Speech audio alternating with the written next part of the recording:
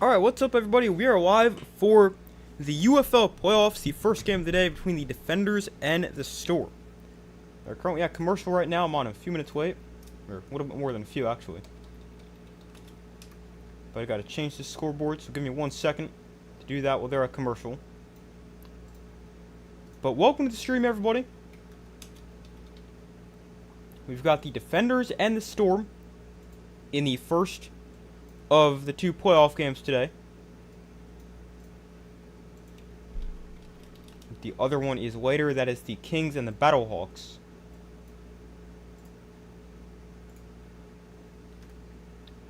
But welcome to the stream, everybody.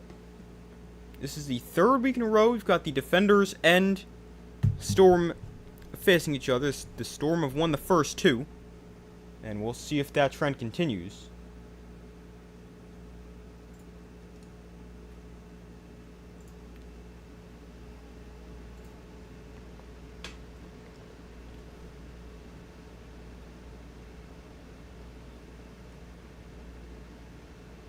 Let me also put out a poll.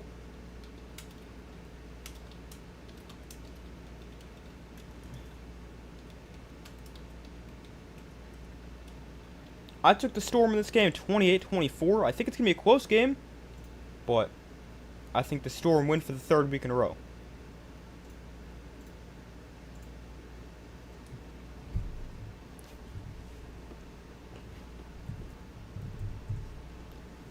But be sure to vote on the poll of who you guys have. I've got the Storm by 4.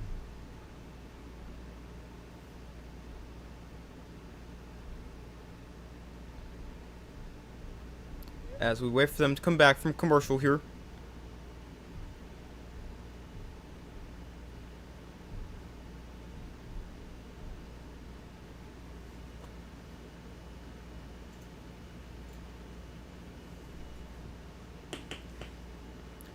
So they're back from commercial. Jason Bean and the Defenders offense have a 4th and 1.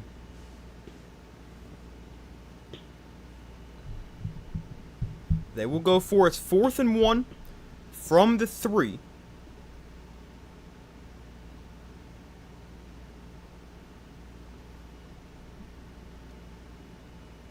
Also, let me put up the ball marker. Forgot about that. So 4th and 1, we've got an extra lineman lined up in the backfield. They're going to hand it off to Jackson, and he does not get much. He didn't need much, but I don't know if he got there. That is very close.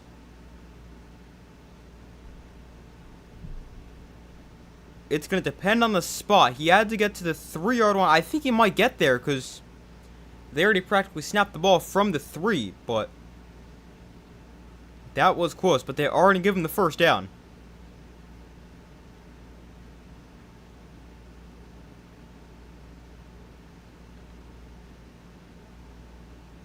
But he didn't get much, but luckily for the Defenders, he did not need much. And they've got it 1st and goal. Again, they've got a couple extra linemen in the game here, lined up in the backfield. 1st and goal from the 3. Here's a handoff. Jackson up the middle. Touchdown, DC. Deion Jackson, a 3-yard touchdown. The Defenders strike first. And they take the lead with a 3-yard touchdown from Deion Jackson. And they lead with 9:13 to go in the first quarter. They go right down the field on the game's first drive. 11 plays, 58 yards. They take 5:50 off the clock. And the Defenders get on the board first.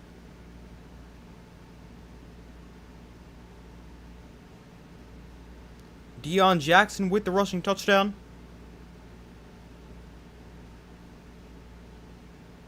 And here is Matt McCrane for the extra point to put the Defenders up by 7.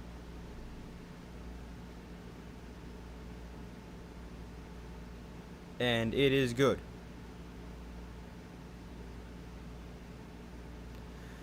So a 7-0 Defenders lead as they go down the field on the game's first possession, and they take the lead.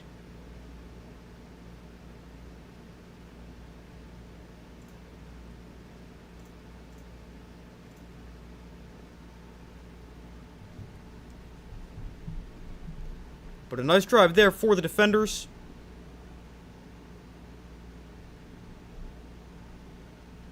Jason Bean threw for 48 yards. And Deion Jackson only ran for 7 yards on 6 carries. But he found the end zone. Got them on the board.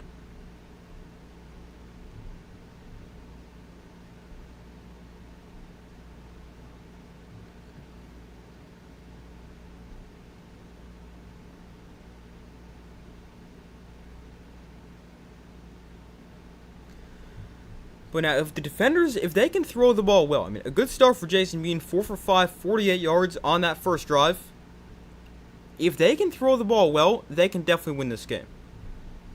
Although, of course, it makes no sense that they throw the ball well, you don't run it well on the first drive. But here is the kickoff return by Jashawn Corbin. He's got a lot of space, and Corbin across the 40. He's out of bounds near the 45-yard line, so a lot of space for Corbin on the return, and great starting field position for the Storm offense.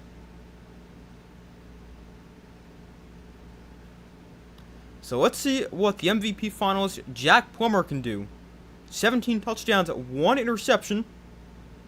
5 touchdowns in his last 2 games against the defenders. And let's see what Plummer and the Storm offense can do here.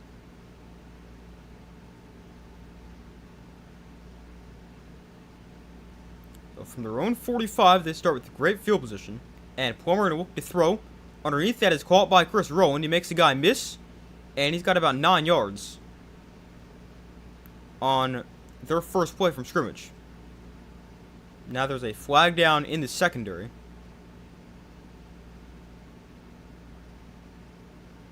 If the result of this play stands, it already means they cannot punt on this drive, having crossed midfield. So we've got a personal foul after the play.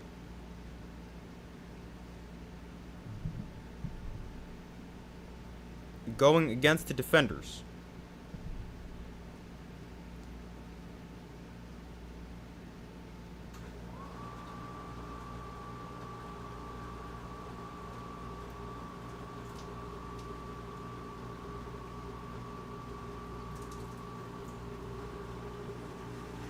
They called against Joe Wallace for, like, diving over his head and just tapping the top of his helmet. So, I mean, pretty soft call.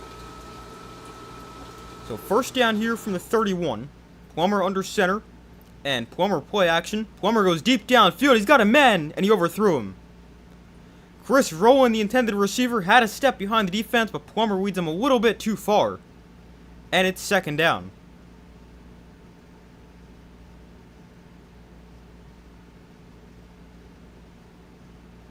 Rowland, the former DC defender, had a big game against them in Week 9.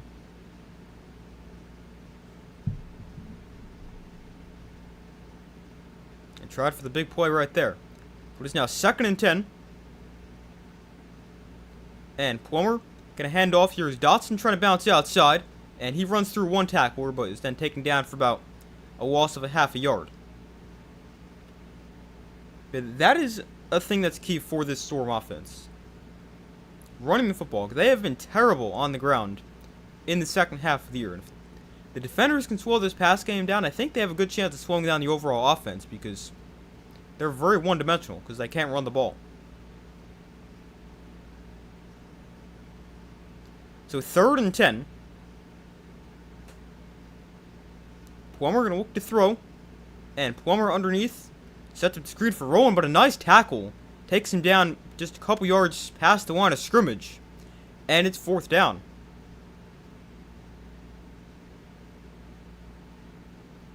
That was a big tackle.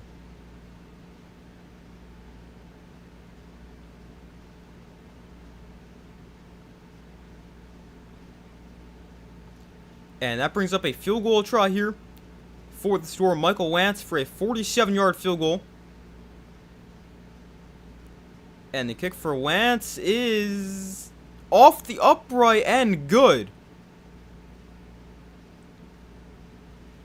It hit like the very top of the upright.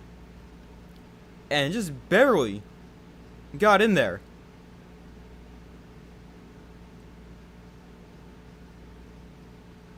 It looked like he was going to miss it, but it drifts just to the right. and then hits the upright and goes through. So the Storm get points. The Defenders lead 7-3 after one drive for each side.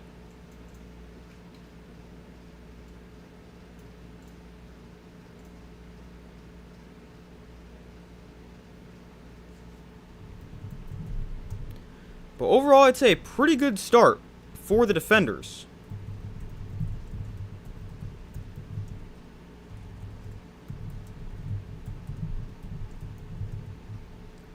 Just give me 1 second.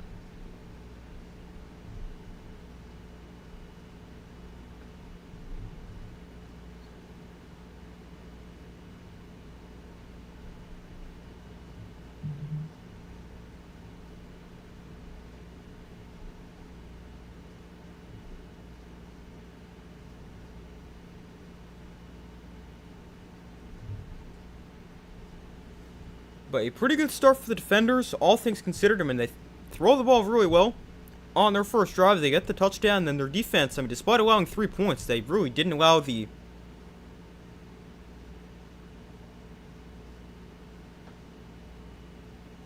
didn't allow the Storm to do a whole ton. Like, they had that one play, and then they were gifted 15 yards because of a pretty soft penalty, and that's it.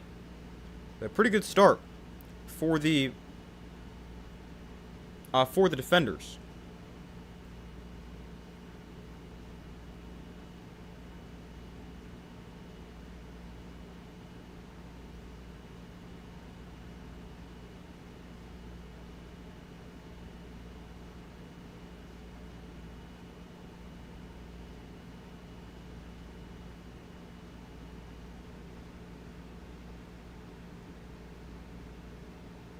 Just give me 1 second.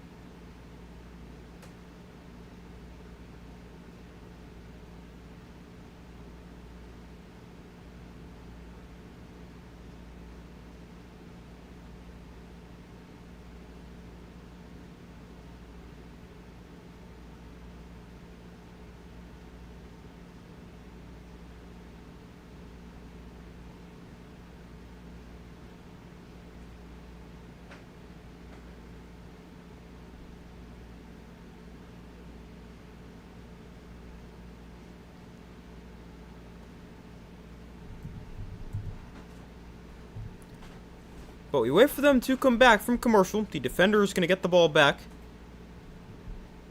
And they'll get it for their second time.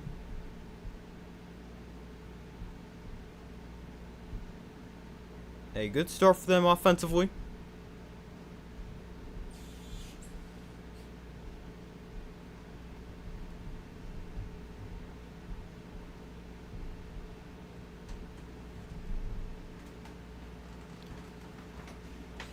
So we'll see what they can do here on their second drive. Jason being one of his best games of the year came actually against the Storm. They're showing his numbers against the Storm right now, which aren't anything impressive, but he was insane against the Storm back in week 3. Threw for like 350 yards, 3 touchdowns. And I mean, if he can have a game, I mean, he didn't even have to do that, but if he can just do like 250, a couple touchdowns, no turnovers, I think the Defenders have a good chance in this game.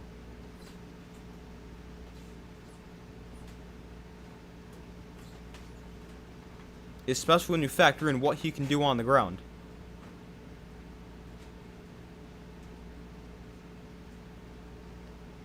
I mean, he ran for like 115 yards last week. So the kickoff is away, going to be brought back by Valladay from about the 3. And here is Valladay getting to about the 35. And that is where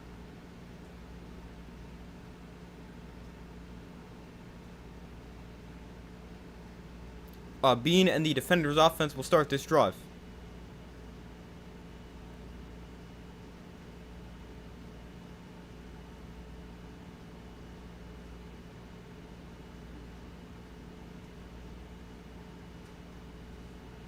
The Defenders, they're the best first quarter team in the UFL with a plus 23 point differential in the first quarter, which led the league in the regular season.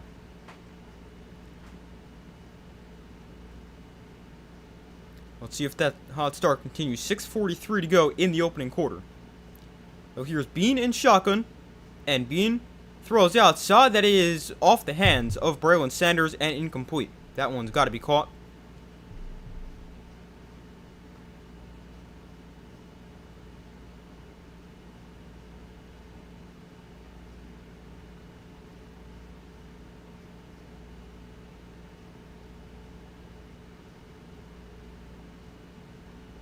But that is the second incompletion of the game for Jason Bean. So here is a 2nd and 10. And Bean going to hand off Deion Jackson up the middle. And Jackson gains about 3. And just like that, it's 3rd and 7.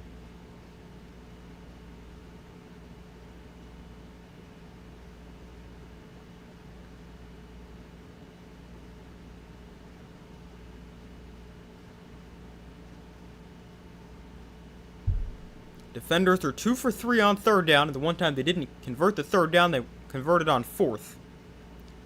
So 3rd and 7. Bring the tight end more in motion.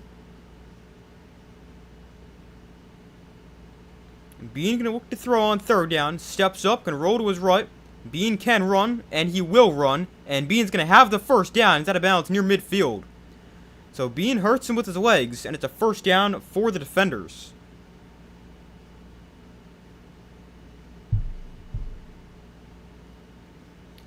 Bean does a good job there just escaping the pocket.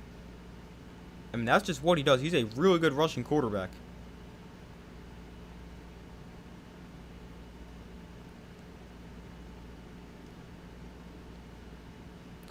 So his run gets him all the way out to midfield.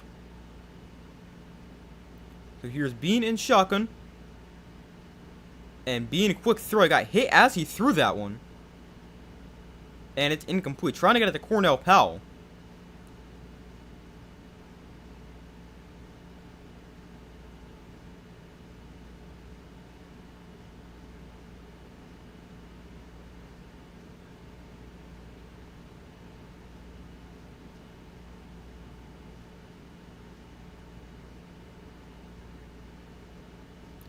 So 2nd and 10 from midfield. Bean to throw off play action. He's going to take a shot deep down the field. He's got to go behind the defense, and it's off his hands again. That is the 2nd time this drive Braylon Sanders has had a pass go off his hands, and he has not caught it. This time, it's a huge missed opportunity for DC. This is a great throw for Jason Bean. And Braylon Sanders just cannot make the play. That is a major missed opportunity.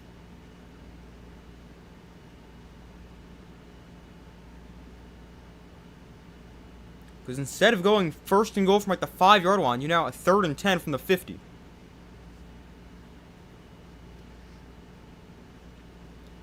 They'll just get the play off here. Stormbring 4.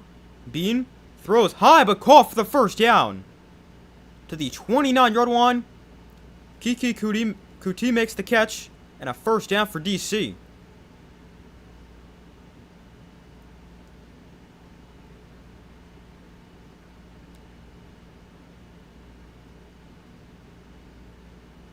A nice throw over there for Jason Bean. He did have to throw it high to get over the linebacker, but a nice throw. And he's played pretty well to start this game. On 3rd down, he's 3 for 3, 56 yards, and has 3 1st downs. So from the 29-yard line, they go to the ground here. Abram Smith with the carry to the left side, and Smith a lot of space. 1st down and more, cutting back inside, and Abram Smith still on his feet. Finally taken down to the 3-yard line, but a 28-yard run for Abram Smith sets the defenders up at the 1st and goal. Man, what a run. He does a good job bouncing this outside, then he makes one guy miss, and then the Storm just can't tackle. He runs through another 2 tackles before he's finally taken down. But what a run there for Abram Smith. And just like that, it's 1st and goal from the 3 for the defenders.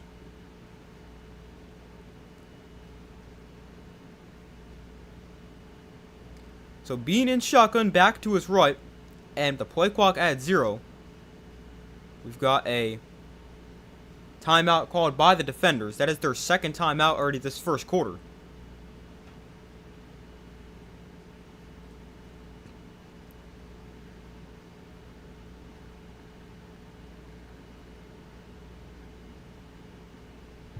But the defenders, they've gotten off to a really good start in this game. We can potentially make it 14-3. Still in the first quarter. Beans throwing it well. The run game hasn't been amazing, but they've had some nice plays. That was a 26-yard run for Abram Smith. And the defenders as a team now run it 9 times for 48 yards. Which is 5.3 yards per carry.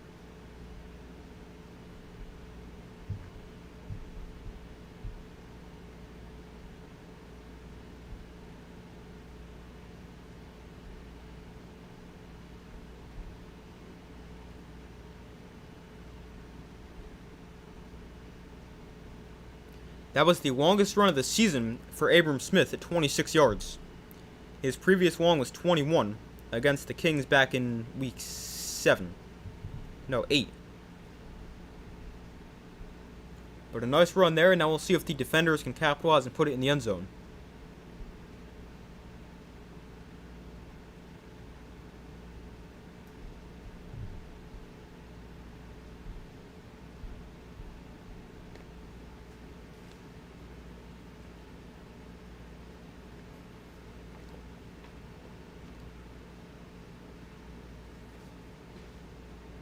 But we wait for them to come back from commercial here.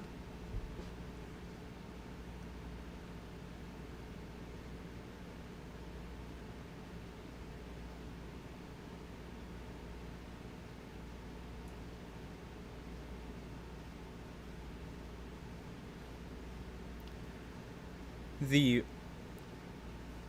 Storm defense, they do allow yards, so I mean, we are seeing that happen again. I believe they're actually the team who's allowed the most yards, yet fewest points. So that doesn't make a ton of sense, but I mean, if you hold teams off the scoreboard, that is what matters. So let's see if they can do that right here. So the Storm, they're actually second worst in the league, allowing 319 yards per game. But they have the best scoring defense, allowing 18.6 points a game.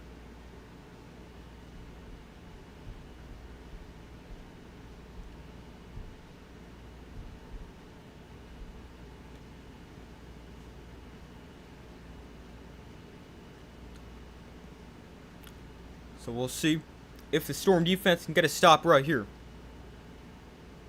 One of the big storylines of this game is Anthony Beck has never won a playoff game. He's won a lot of games in the regular season.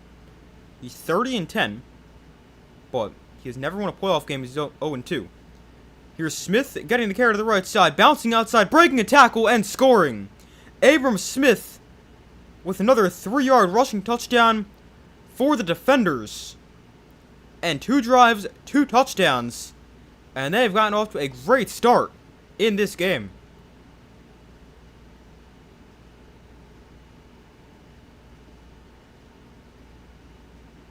Abram Smith just running through tackles as he gets to the outside. And a good run there. And the defender is about to go up by 11. That drive, 8 plays, 65 yards. They take 4:11 off the clock. And the defenders have gotten off to a great start. As here is McCrane for the extra point, and it is good. 14-3.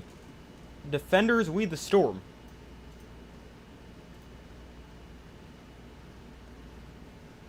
A great start for DC.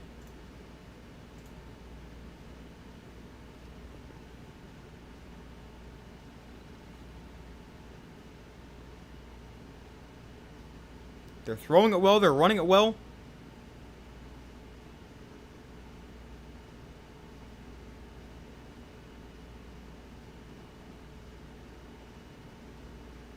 And even the defense has been playing pretty well so far, even though it's only been 1 drive.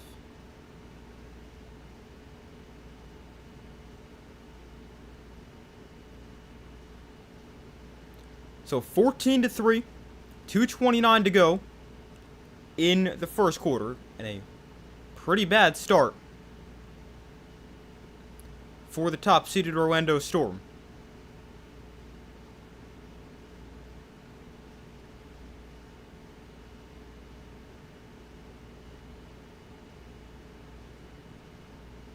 The kickoff for McCrane, going to get brought back from about the 15. Here's Deshaun Corbin crossing to 30, and he's knocked down at the 37.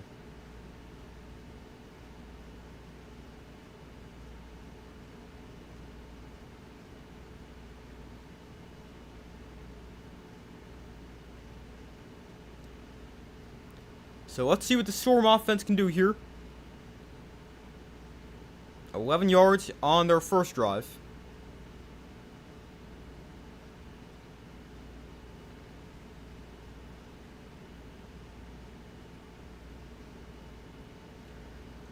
So Plummer in shotgun, got a back to his right.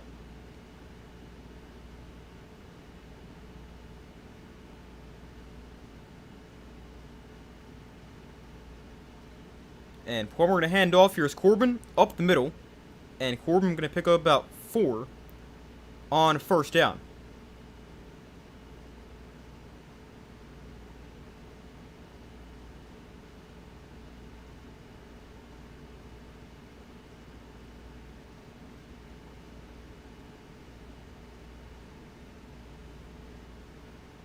So 2nd and 6. Empty backfield for Jack Plummer.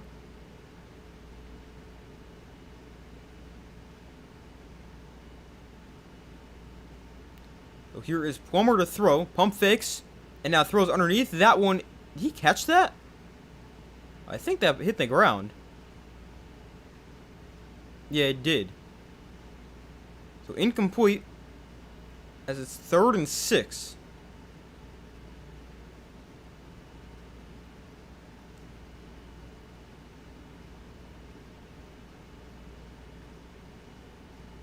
Yeah, definitely not caught. Could be caught, but was not. So 3rd down and 6. Minute 15 to go in the first quarter.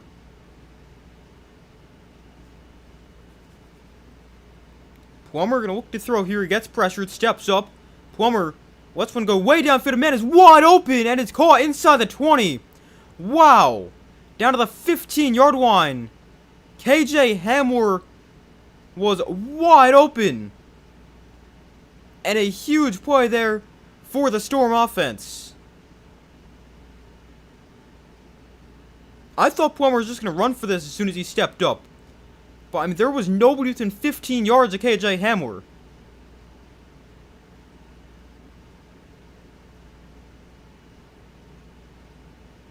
Man, that is a major mistake for this DC defense.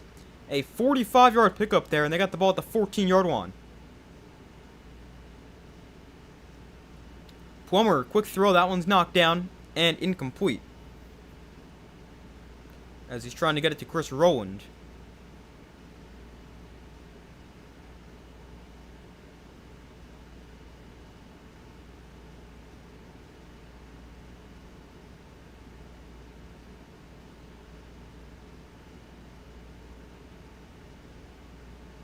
Storm needs to lay off the run game other than Plummer. Yeah, I mean, this run game is just not good. I agree. Like, I'm not saying completely abandon the run, but really can't be running the ball too much.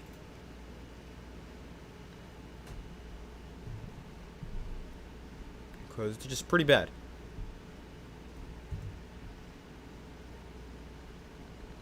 Like, I was looking up the stats for my video yesterday. Or Friday, when I made my prediction video. It was the Storm, they've run the ball, run for more than 100 yards at one time in the second half of the year. And the one game it was the game Plummer had that 70-yard run against the Renegades.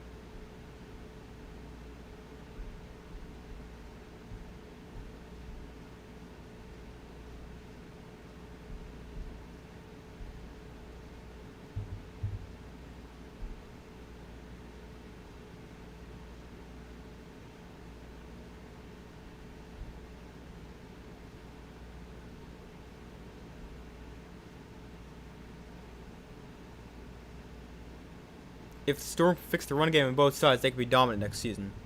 Yeah, they really could be, but that has been the big problem for them. They can't run the ball and they can't stop the run.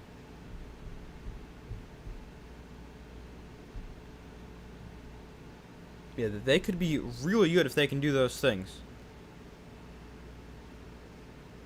I mean, it's actually crazy that they are this good. And they're 8-2 when they can't really do either of those things.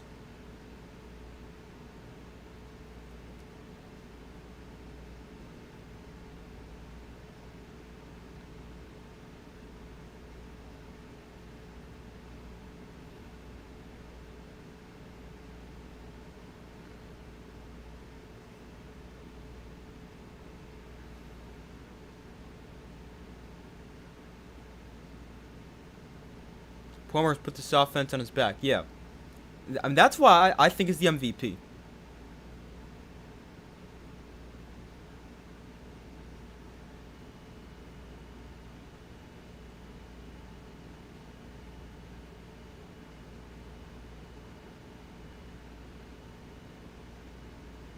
Because, I mean, he does not have much help on this offense. I mean, he's got receivers, but the run game is just not there. And even his numbers, he leads the league in passing yards. He's got an insane touchdown to interception ratio. He would be my MVP pick.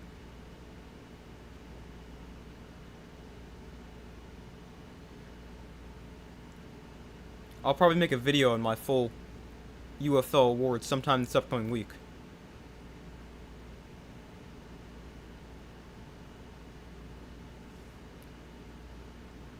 So here is a 2nd and 10 for the Storm as we start the second quarter. Got the ball on the 14.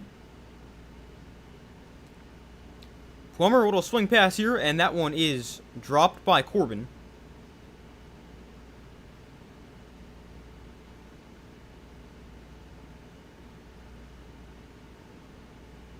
I think Corbin was worried about getting hit before he actually caught the ball.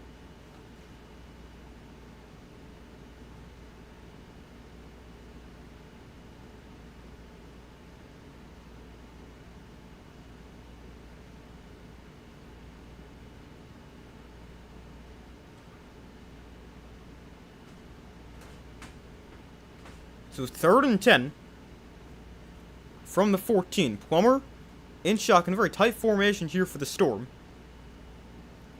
Plummer floats one towards the end zone. It's incomplete. Elijah Badger, the intended target, just really nowhere to put that ball for Plummer.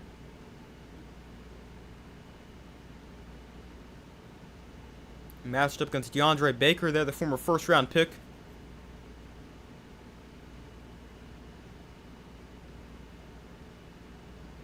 They try a double move. They try an out and up, and it's well defended. So on 4th down, they sent on the field goal team. They made from 47. This one from 32.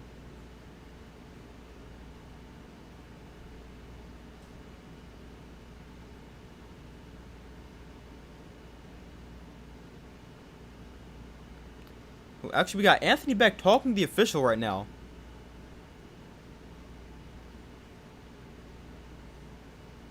I don't know if he's gonna challenge or not.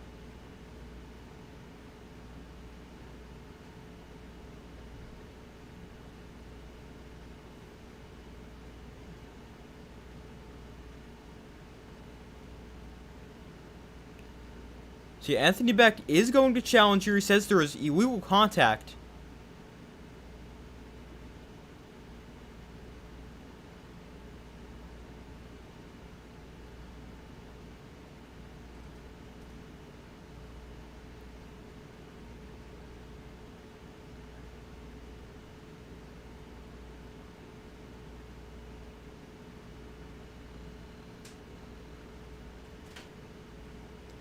And Dean Blandino is going to deny the challenge. He says, by the time the contact occurs, the ball is in the air, so it's not illegal contact, and there's just not enough pass interference, which I would agree is probably the right call.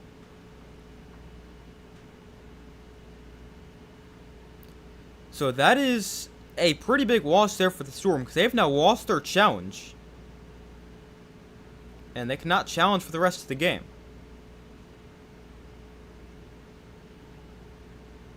Don't really know if I love that challenge there for Anthony Becht. Because, I mean, there's not really a ton there.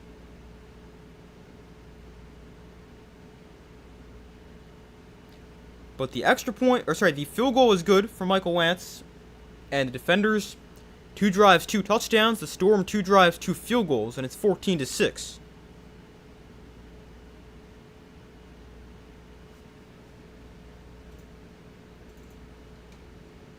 But the Storm going to need to start putting some drives into the end zone.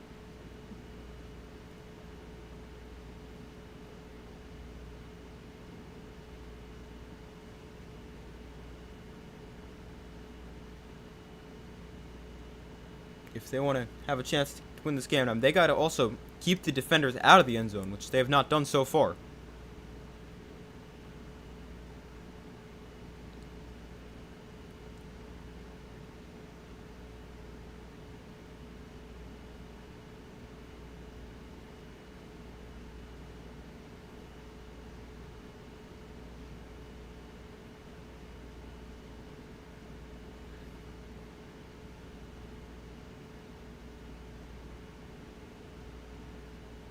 So here is Michael Lance to kick off.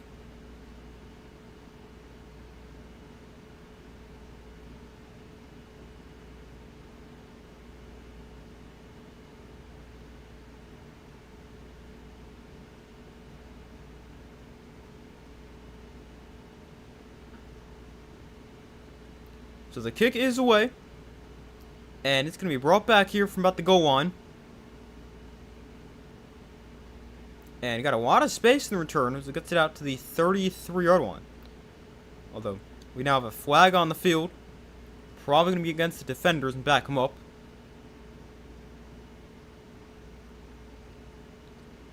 The defenders, they were great to start the year. 5-1, they won 5 straight. But then Tiamu got hurt. And they lost their last 4. And they were the last team to make the playoffs. But they did make it, and so far they've looked pretty good, and you never know, anything can happen. This defenders team last year it was like the flip of a switch. Something clicked for them in the playoffs, and they looked unstoppable after looking good in the regular season, but nothing amazing. And so far, they've looked good in the playoffs once again.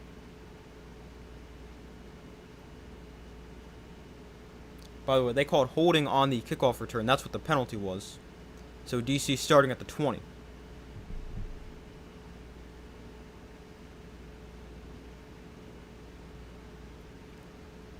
So Bean under center. And he will throw here on first down. And now he's going to keep it himself and run it here. And Jason Bean is going to get out of bounds after a pickup of 6.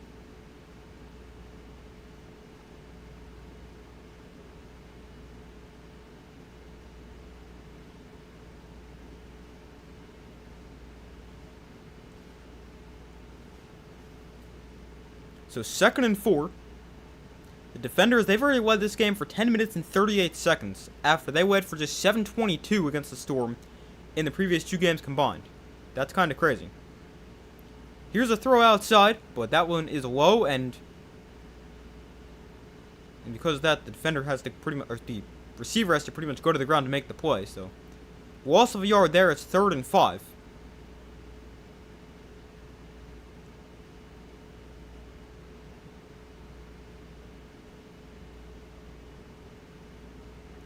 So here is a 3rd and 6.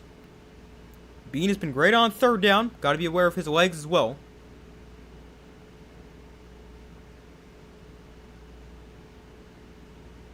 So Bean going to look to throw. It's a quarterback draw, and Bean is going to have the first. A pickup of 8 and a first down for DC.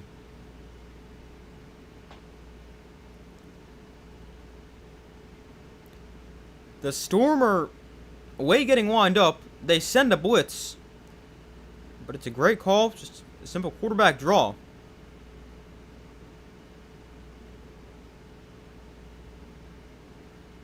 And a first down there. Bean quick throw to the outside. That is caught. And hurdle a guy. And gain about 4. On a little RPO right there.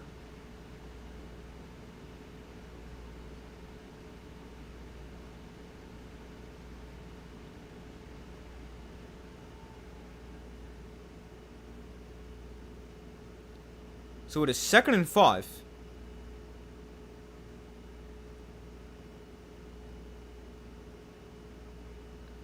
Bean in shotgun, gonna back to his left. And Bean another quick throw to the outside on an RPO. And there's another 5, maybe 6 yards and another first down for DC.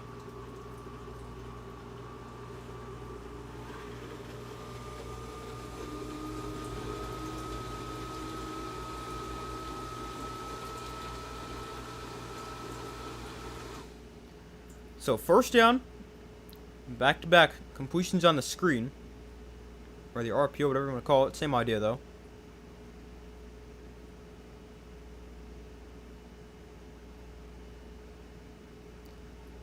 So now from the 42, Bean, this time hands off. Valladay looking for space. He's got nowhere to go, and he's taken down for a loss of 3, back to 39. So that time the Storm do a good job, and they actually forced a negative play.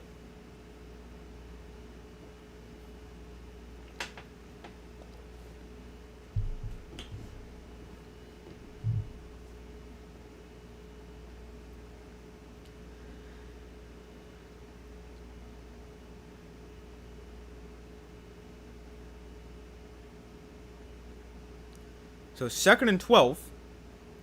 Being off play action. Fires one over the middle. That is off the hands of his receiver and incomplete. That time trying to get it to Ty Scott. But good coverage there. Might have gotten a hand in there, not completely sure. And it's now 3rd down.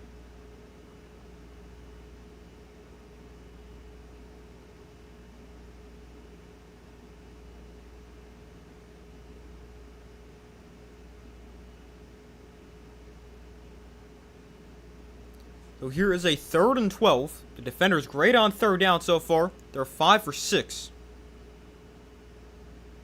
Storm bring a blitz. Bean, that is...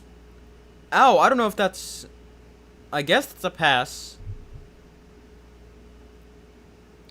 It ends up falling incomplete. But the Storm finally got a stop. The blitz affects Jason Bean. I don't completely get to him, but... I'm not really sure what that throw was. Oh, yeah, he couldn't step into it. And then his arm got hit. That's why it just kind of like floated in the air for a while. But they get the stop, 4th and 12. And now the Storm will get the ball back. The first punt of the game is a pretty short kick. And it's going to take a Storm bounce and go all the way back to the 43-yard line. So not a very good punt right there for the defenders. And it's going to be really good field position for the Storm.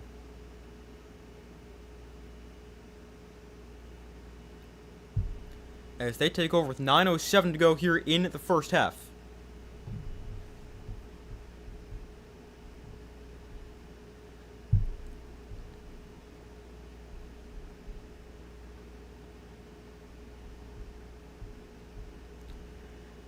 Still 14-6.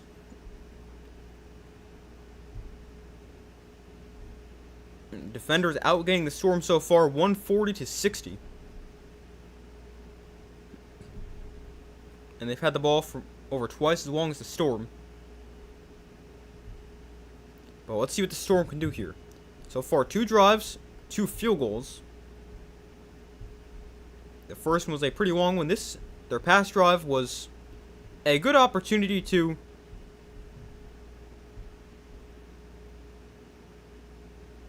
get in the end zone, but they ended up settling for 3.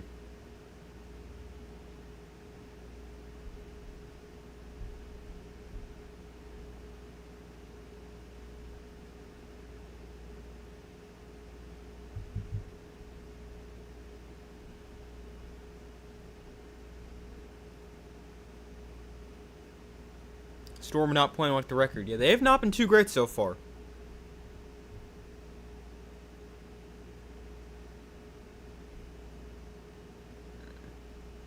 I mean, not completely terrible, but definitely have not played their best game.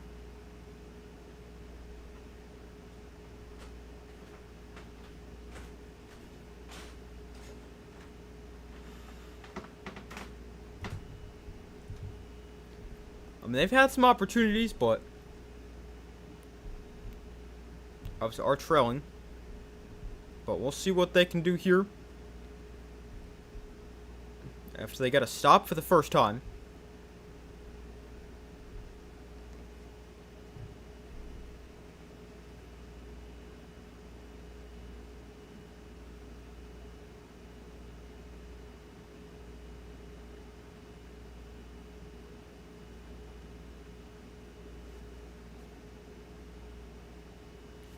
But we still wait for them to come back from commercial. We got about 9 minutes to go in the first half. And the Storm with the football. Great starting field position. As they start at the 43 after a punt that really was not that great. Because it was a pretty short kick to begin with. And then also bounced backwards like 15 yards.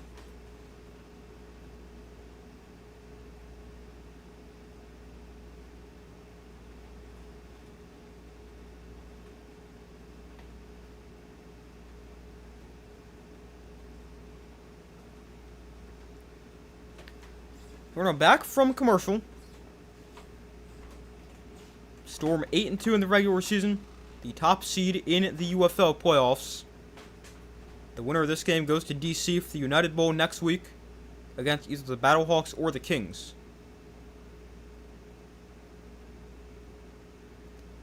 So here's the Storm with the ball. Plummer comes out under center.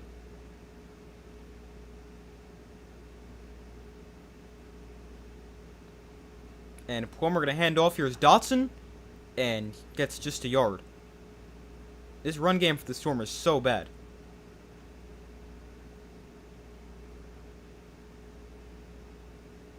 I mean, they weren't terrible at the start of the year, but it just seems like they've gotten worse and worse as the season's gone on.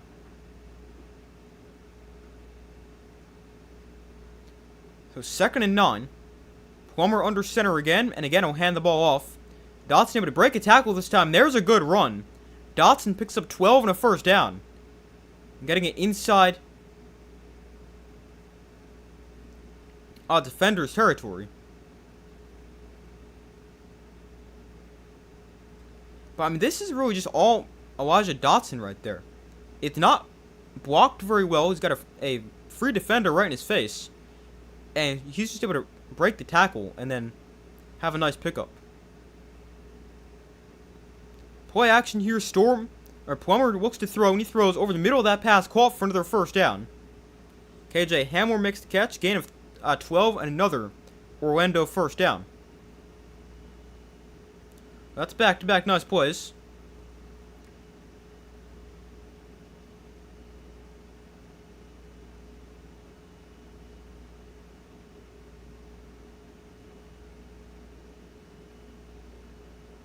As we approach the halfway point here in the second quarter. Plummer in shotgun from the 31. And Plummer to keep it on the option here, and he will slide after a gain of 2.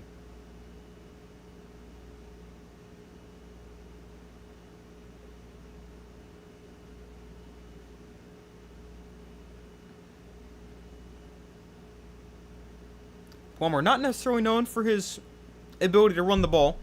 Although he did have that big run back in Week 8 against the Renegades.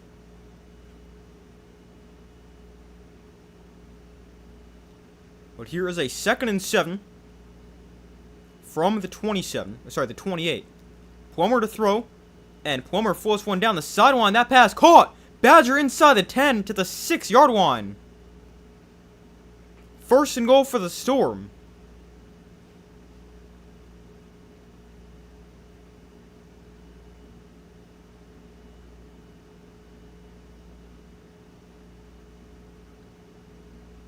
But another nice pickup, and this has been their best drive of the day by a lot.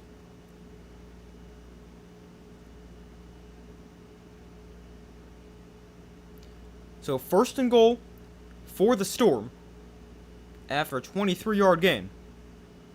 Plummer hands off. Here's Dotson, and he is stopped at the line of scrimmage. Brings up 2nd and goal, 6:15 to go in the first half.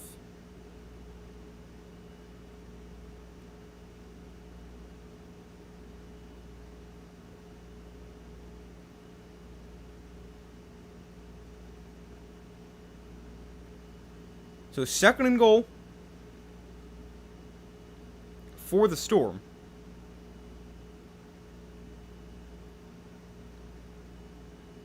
And they got 3 receivers bunched to the right side in a condensed formation. Plummer has time, throws back to the end zone, incomplete. But a flag is down. Trying to get it to Elijah Badger. Coverage from Garyon Connolly. And a flag is down in the back corner of the end zone.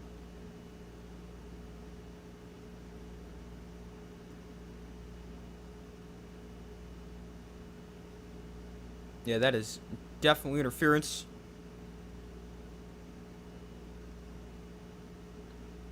So that puts the ball on the 1-yard line for the Storm. Plummer under center. And Plummer hands off. Dotson just gets back to the line. And it's 2nd and goal. Man, this run game is so bad.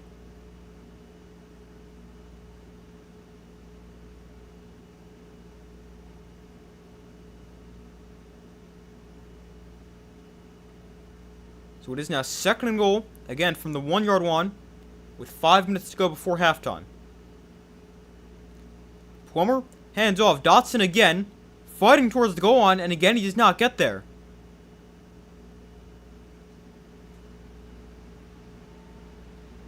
So it is now 3rd and goal. The defenders of the ball came out at the end, but they blew that dead first. Oh, maybe not. That actually came out earlier than I thought.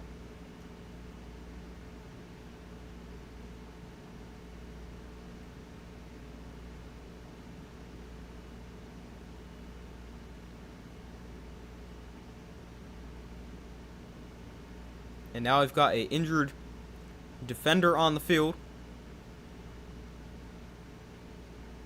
Hopefully he's okay.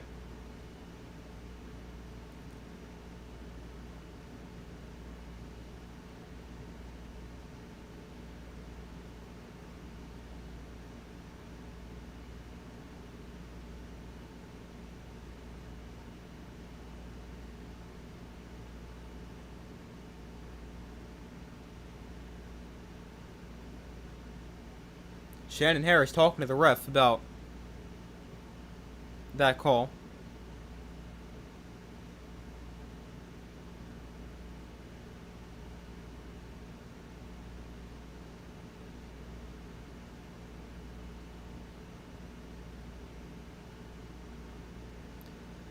So here is a 3rd and goal upcoming for the Orlando Storm. And down by 8 with 4:22 to go in the first half. They'll spread the field, go 5 wide. And they bring Hamler in motion. And Plummer fakes, handing it to him. Now he tries to shovel pass to him and it comes up short. They faked handing it to Hamler. Then to flip it to him in the flat. But Plummer tries to shovel pass it and it doesn't get there.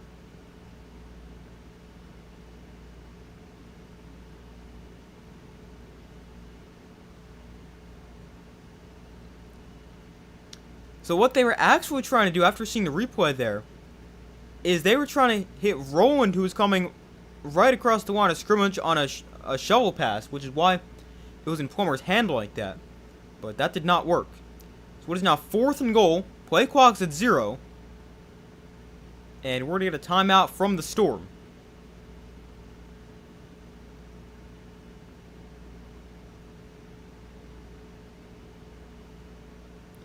But the offense was out there on the field for Orlando, which I do agree with.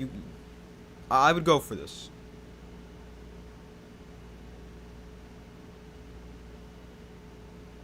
You got to be able to put the ball in the end zone from the 1 yard line. If you can run the ball, you probably have a much easier time doing that, but obviously we know the Storm can't do that.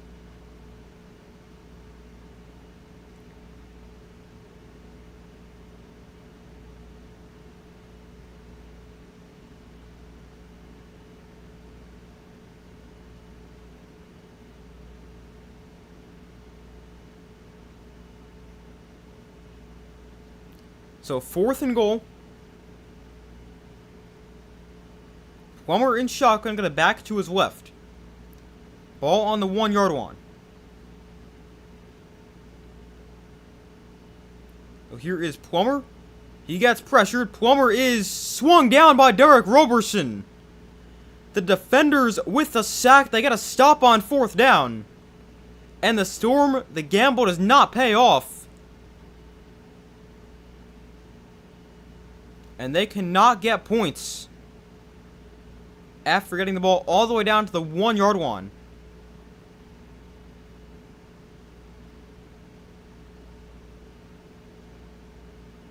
But Derek Roberson with his 8th sack of the year.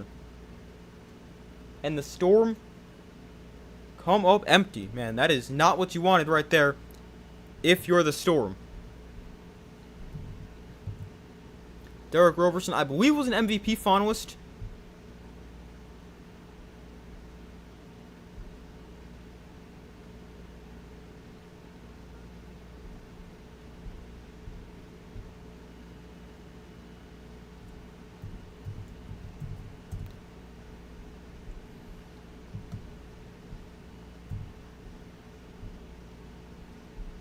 Let's see, I gotta pull up the finalists real quick. Yeah, Derek Roberson was an MVP finalist. Winner will be announced on Friday. The finalists: Plummer, Jordan Siamo, Cam Gill of the Kings, and Derek Roberson of the Defenders.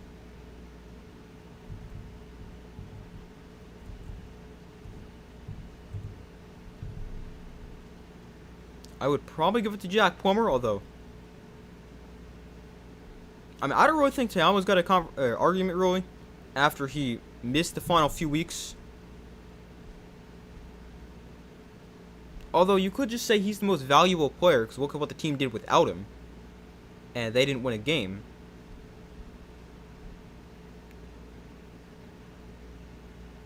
But I don't know. I think Cam Gill has a real argument, with 10 sacks in 10 games. And he was a huge part of that Kings defense, which had a great year all year long.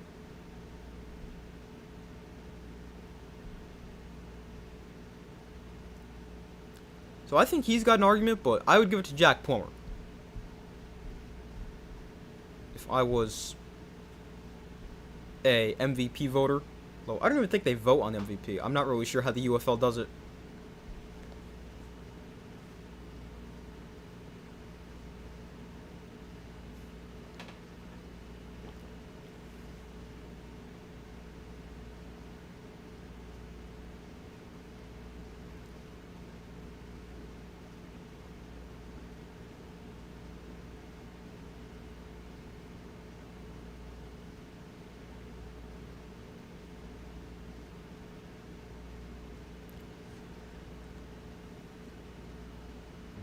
Okay, Storm, pack it up. Yeah, they need to be better.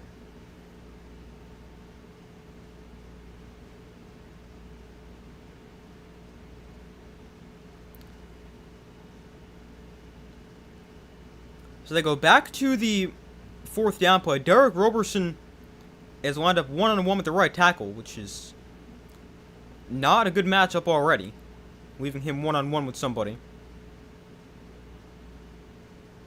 And Plummer just doesn't really stand a chance, because he's pressured so quickly. Flag is down. First play after the turnover on downs. They run for Valde for a gain of about 7. We will. I'll see if that stands, with there being a penalty.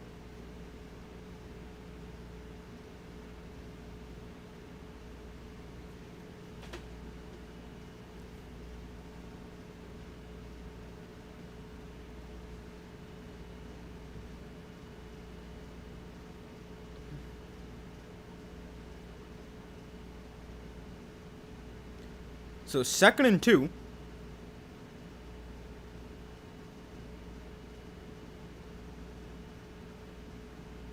And they go back to the ground. This time Valade only gains about a yard.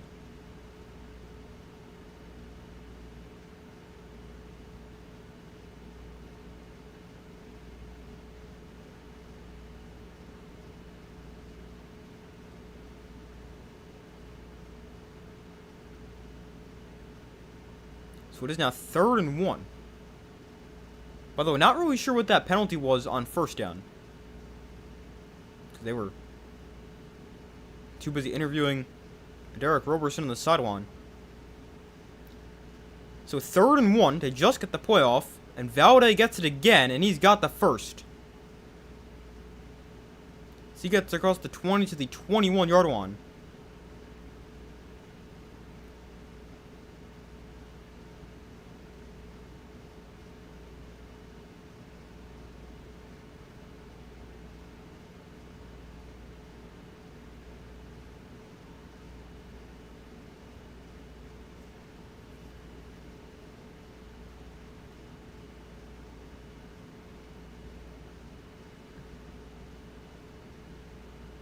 But that brings us to the 2-minute warning here.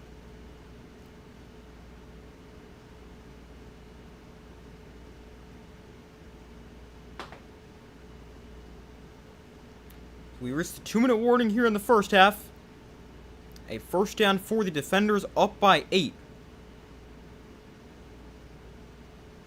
As they lead this one 14-6.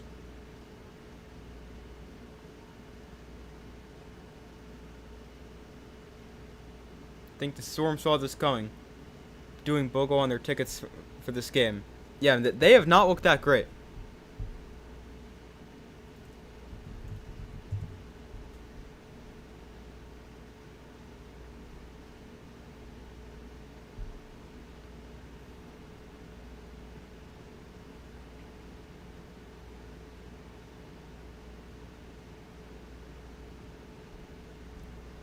I mean, still plenty of time to turn it around. It's still the first half, and it's a one-score game, but they have not been too great.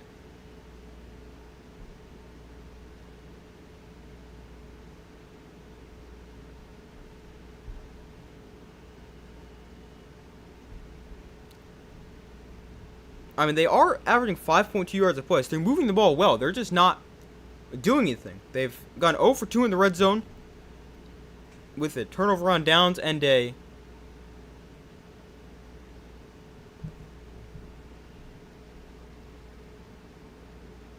kicking a field goal.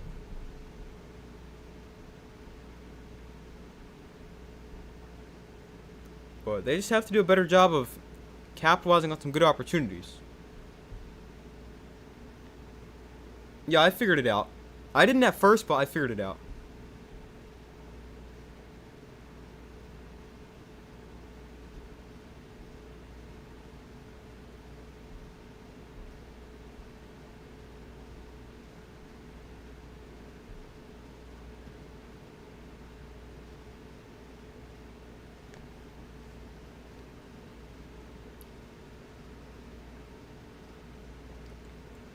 So far, results in the poll, 75% of guys said the Storm will win, 25% have said the Defenders. Be sure to vote if you have not already done so. I took the Storm 28-24, although so far that's not looking like a great pick.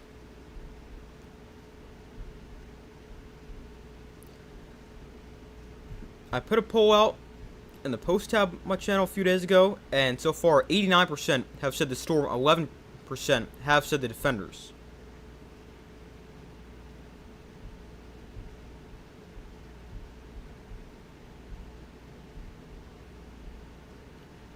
But we still wait for them to come back from commercial.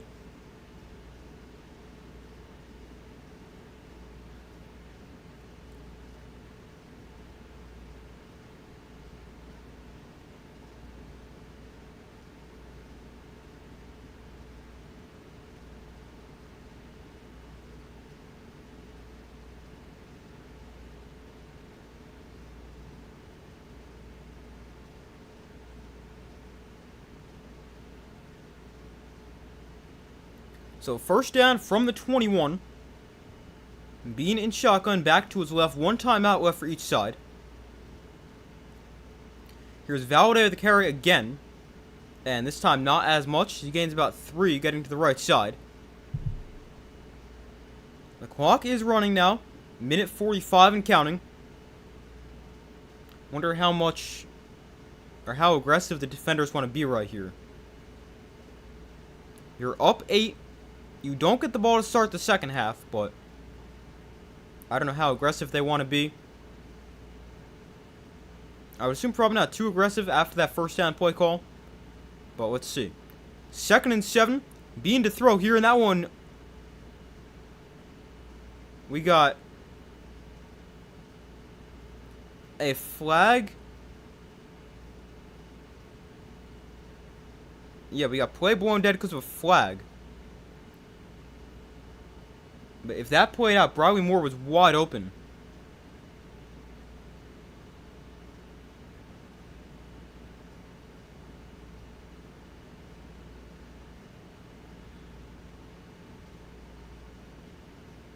We got a false start against the defenders. We'll back them up 5. It goes against their right guard. Yeah, just a little bit early.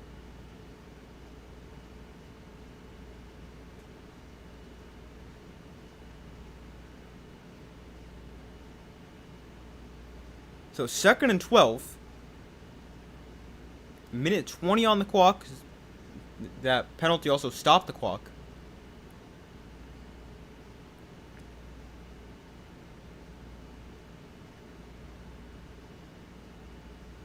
Actually, now the clock... Why is the clock running? I thought penalty stopped the clock. Alright, not sure, but the defenders don't really seem to be in any rush right here. With 57 seconds to go. Although Bean will look to throw. Gonna step up, roll to his right, and Bean throws one downfield. It's caught by Cornell Powell at the 40-yard line. So that's a big play right there, about 20 yards. And it stops the clock too, with 49 seconds as he gets out of bounds.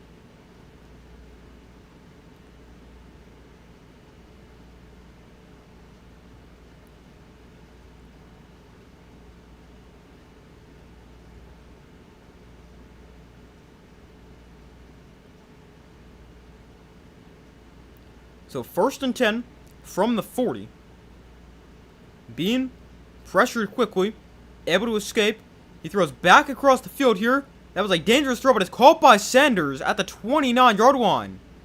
So now 41 seconds to go. The clock is temporarily stopped because of the first down. And the defender's just going to spike it right here. No, they're not. I thought they were. They called a play.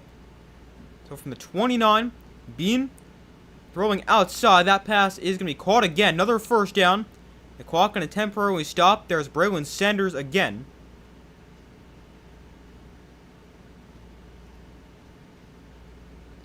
So 25 seconds left. Still a timeout for both sides. And now they're going to spike it. With 21 seconds on the clock here before halftime. But man, what a couple plays there for DC. I mean, they went from deep inside their own territory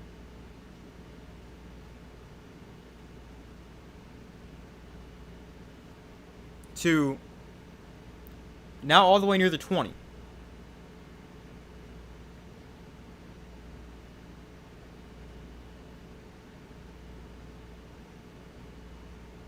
That was a dangerous throw back across the field to Braylon Sanders as they showed again, but he was wide open, but still a little bit of a dangerous throw.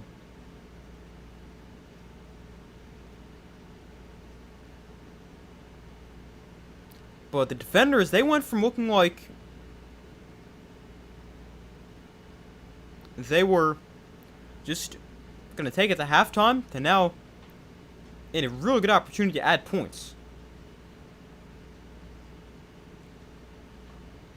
Although, I don't know why it shows the defenders don't have their timeout left anymore. Because they spiked the ball, did not call a timeout.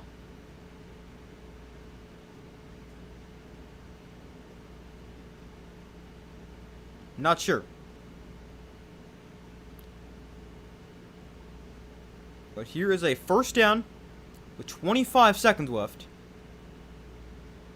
And they're going to go to the ground. Here's Valade right up the middle. He's got a lot of space, and he's tripped up at the 5-yard line.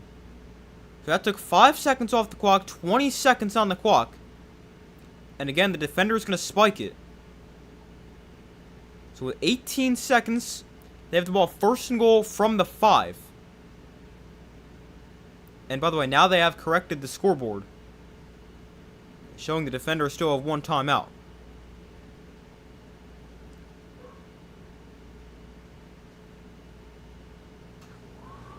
But a nice run there for Xavier and Valade.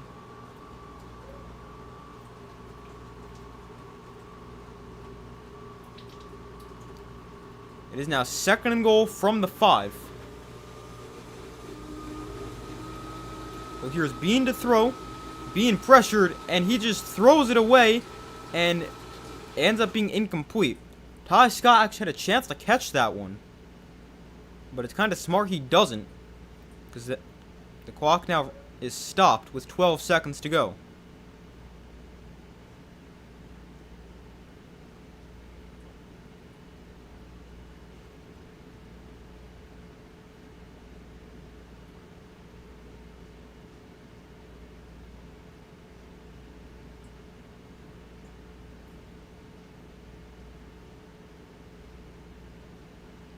So third and goal here from the 5. Bean pressured, rolling to his right, escapes for now. And Bean on the run, makes another guy miss. And Bean flips it into the end zone for a DC touchdown. What a play by Jason Bean. Or are they going to call this back and say he was across the line of scrimmage? Because the flag is now down.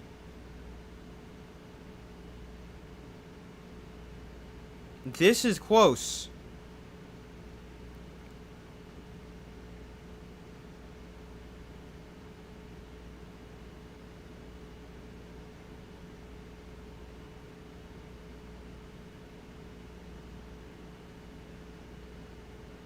So let's see here. It's a great job by Jason being able to escape the pocket. And then he makes the guy miss. Yeah, if the line of scrimmage is the 5, I think he might be past that.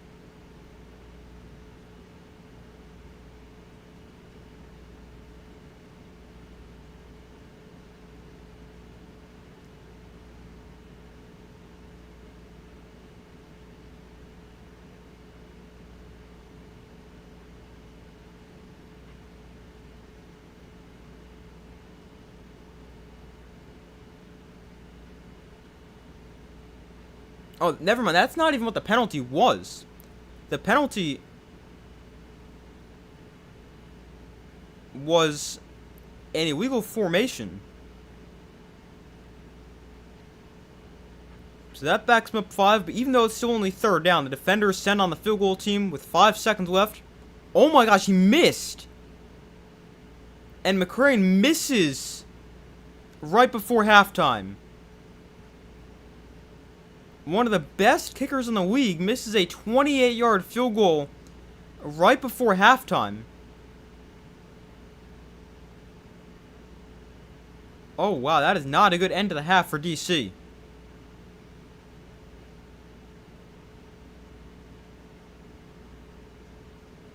You have a penalty, potentially take a touchdown off the board, and then you miss a really short field goal. And they're still up 8, but it could be a lot better. They could be up 15 right now.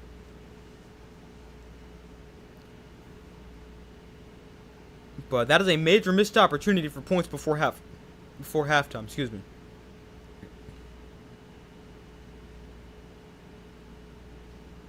But that is a big mistake there for DC. And now, it's still a one-score game at halftime. The Storm get the ball to start the second half. They're potentially looking at an opportunity to tie this game the first drive after halftime. Although the good news for the defenders is Anthony Becht has never won a game in his career when trailing at the half. The Storm, their only 2 losses this year, they've been trailing at halftime in both of them. And Anthony Beck, in his career, he's 0-8 when trailing at halftime. That includes the playoffs as well. So, if you're the Defenders, you got to feel good about that. But a major missed opportunity before halftime, and it stays 14-6. But I'm gonna go take a quick break. I'll be back in a few minutes after I fill my water, use the bathroom. I'll be back in a few.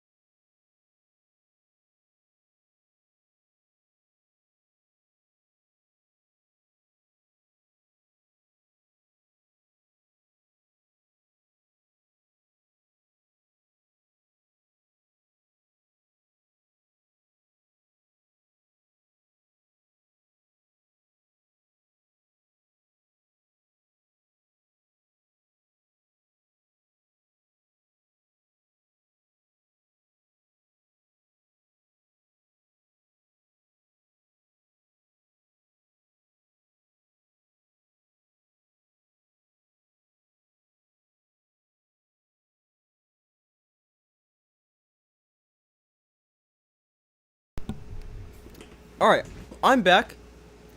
Sorry, that kind of took forever because I also had to take my dog out. So, that kind of took forever, so sorry about that. But we're back, and we got 3 minutes till the second half.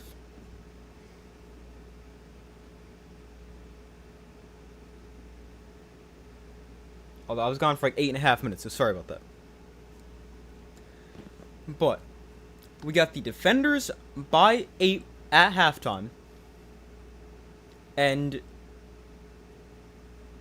so far, I mean, they've looked like the better team.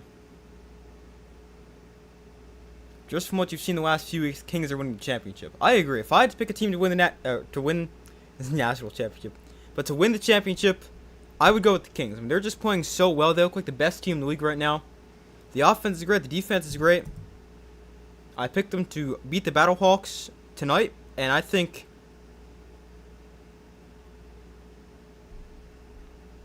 they can easily beat either the Defenders or the Storm.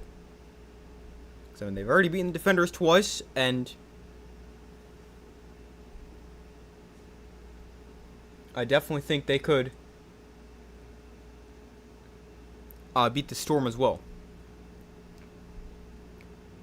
But as far as an updated score prediction for this game goes, originally I said the Storm. I said them, let's see, 28-24. So I said the Storm 28-24.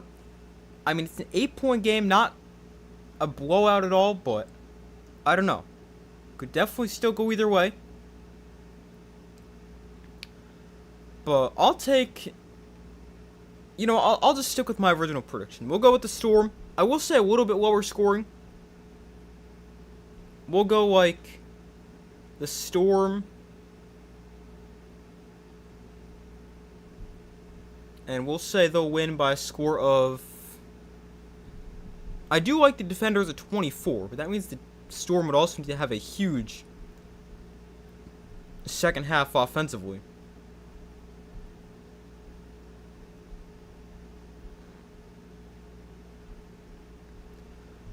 But let's see, we'll go with the Storm by a score of, we'll go 27-24, so 1 point off.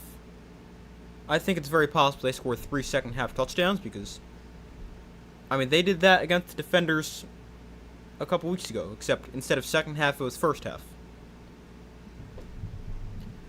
But I will stick with the Storm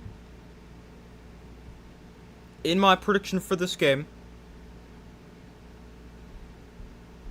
As far as some stats from the first half go, Jason Bean played a pretty good first half, going 11 for 19, 141 yards. No touchdowns or interceptions. And the Defenders also ran the ball well, with 18 carries, 89 yards, and 2 touchdowns. That's 4.9 yards a carry. Then for the Storm, they weren't anything amazing. Jack Plummer went just 5 for 11, but did throw for 93 yards. But the run game, as usual for the Storm, was pretty bad, with just 2.5 yards a carry. And overall, the Defenders outgained the Storm 230 to 104. And they averaged 6.2 yards a play compared to the Storm 5.2.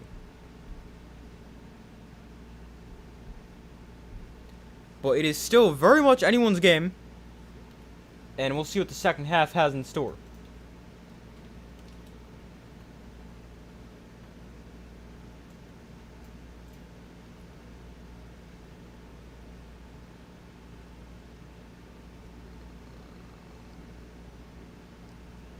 Another reason I still think the Storm can win this game is because they always seem to do this, where they play one good half.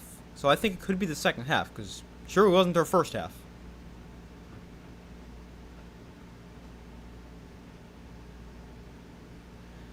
But the Storm will get the ball to start half number 2. And the kickoff going to be brought back here. Rowland fields it on the run at the 18. And Rowland brings it back to the 33.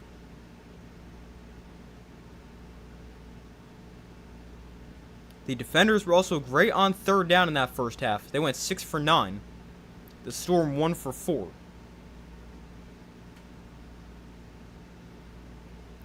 But I mean, that's a big part of it too. The defenders, they've capitalized on good opportunities. They've been great on third down, and the Storm have just made a lot of mistakes. They've not been good in the red zone. They have just not been able to capitalize in good situations. The first play is... Oh, it's intercepted! It gets picked off by Thompson. It's a pick six. And the defenders go up about to be 21-6.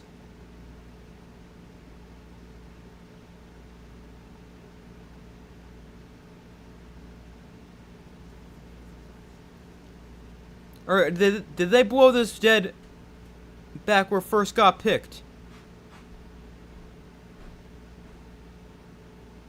So I think they blew this dead.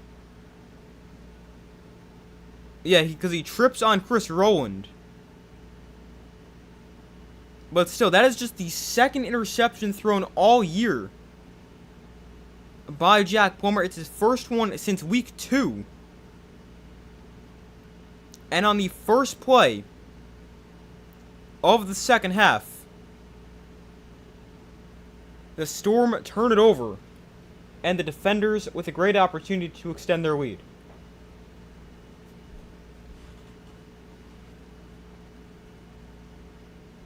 Wow.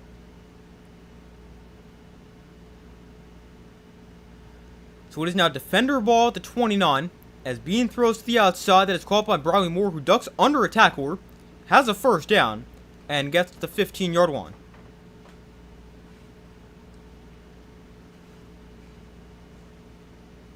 Well, I'm done. Great stream. Have a good one. Yeah, have a good one. Thank you for watching when you could. I appreciate it.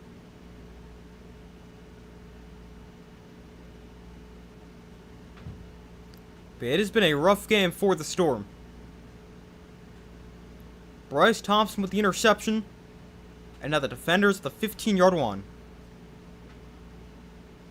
As Bean hands off for a gain of about a yard, maybe 2, to Deion Jackson.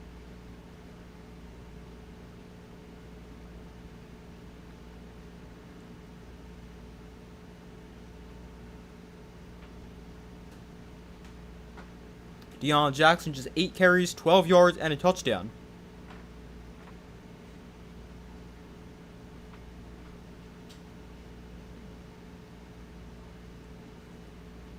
But here is a 2nd and 8. Bean and shotgun back to his right. And again, they'll hand it off to Deion Jackson. And again, he just does not have that much space to run, as he picks up about 3.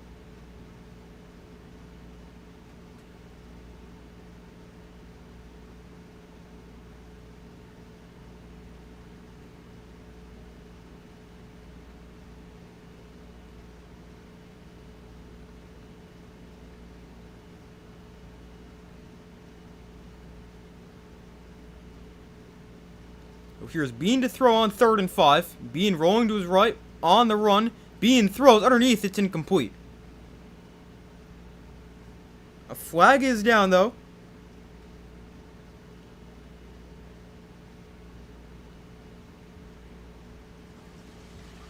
So it's actually going to be offsides. Wow, another mistake for the Storm. It is offsides against the Storm. Keyshawn Banks in the neutral zone at the snap.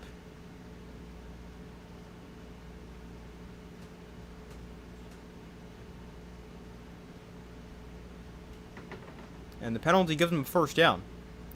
So it is now 1st and goal from the 5.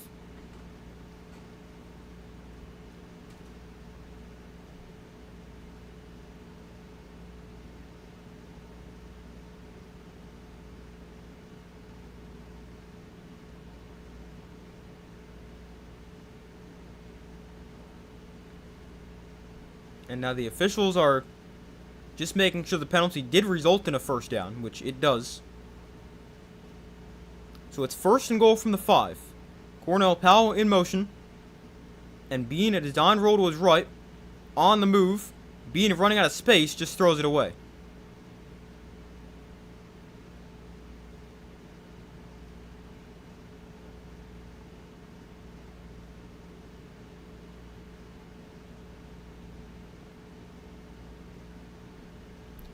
So 2nd and goal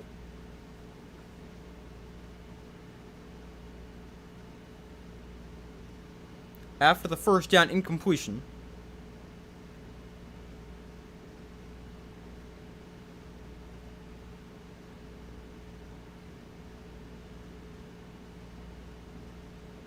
Bean throws underneath. That is incomplete, off the hand of Valladay. Again, he got pressured quickly. That time a free rusher off the edge.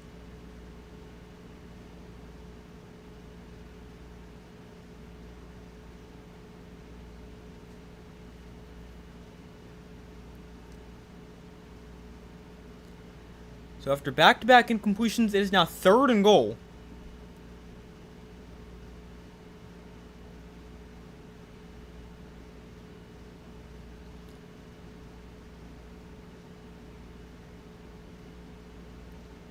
Here is, oh, we got a trick play. They throw it back to Bean. Oh, he dropped it. Jason Bean drops it. Oh, man. They went with a trick play. Bean handed it off. And the guy was going to throw it back to Jason Bean. But Bean dropped it. Oh, man. If he catches that, he scores. I mean, the throw was a little bit low, but that is a major miss there for DC.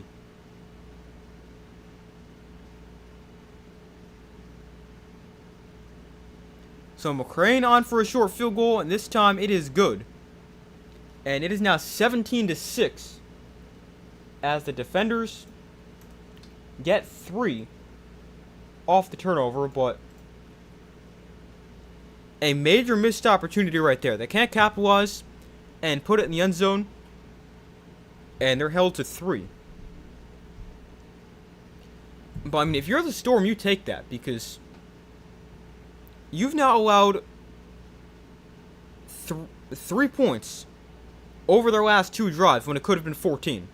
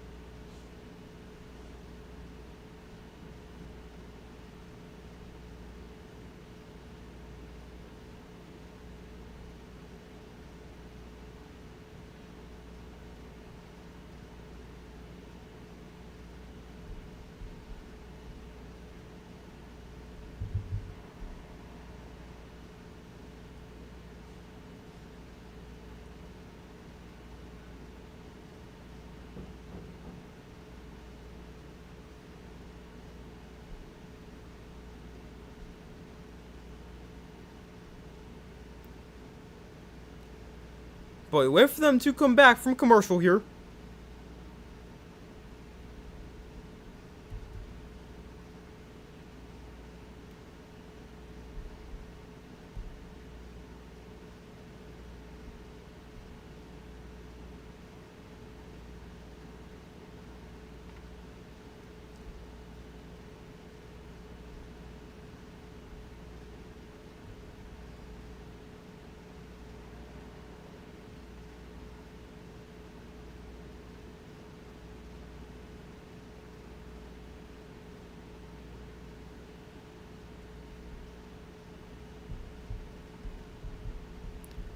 But let's see how the Storm respond now. They're down by 11.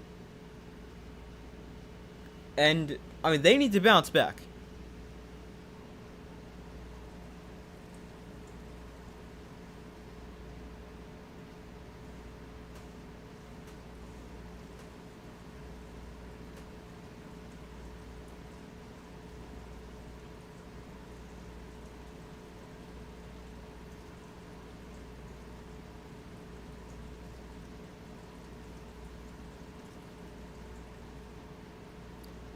So Matt McCrane to kick this off here. The Storm down by 11. They need points in this drive.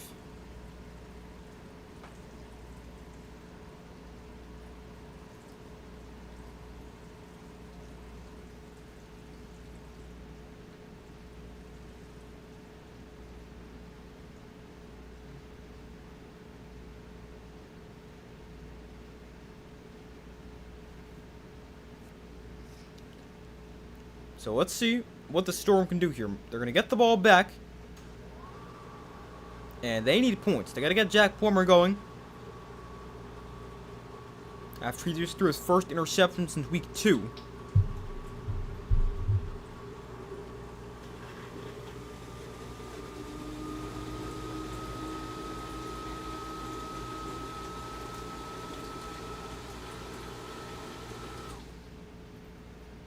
So McCrane kicks off, and the kick is almost caught by both returners.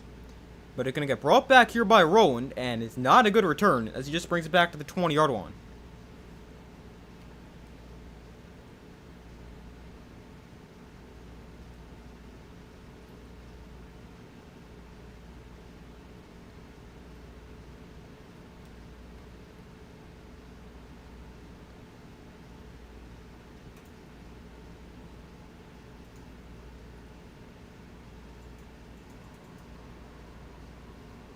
But Plummer on the offense, back on the field here, and Plummer's first throw is complete. It's a gain of 6 to Cam Camper. Brings up second and about 4.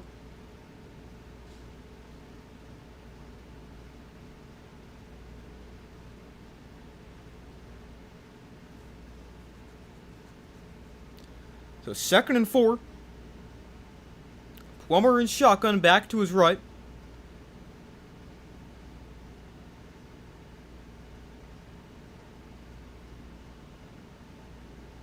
So here is Plummer. He gets pressured. Plummer pressured and sacked.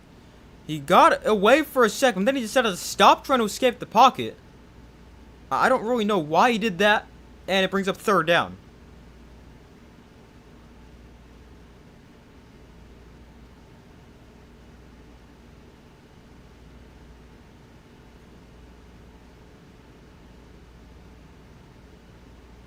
He looked like he was going to go throw back across the field, but he's got so much space there. Just keep running.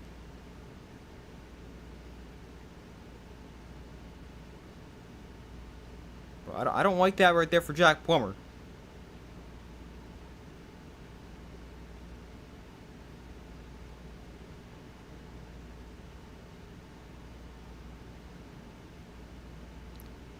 So Plummer to throw, or sorry, Plummer in shotgun. And he'll hand it off here. And that goes nowhere. Why is it first down?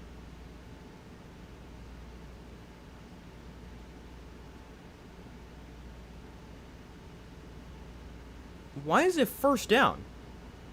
Was there some kind of penalty? They didn't say anything about a penalty.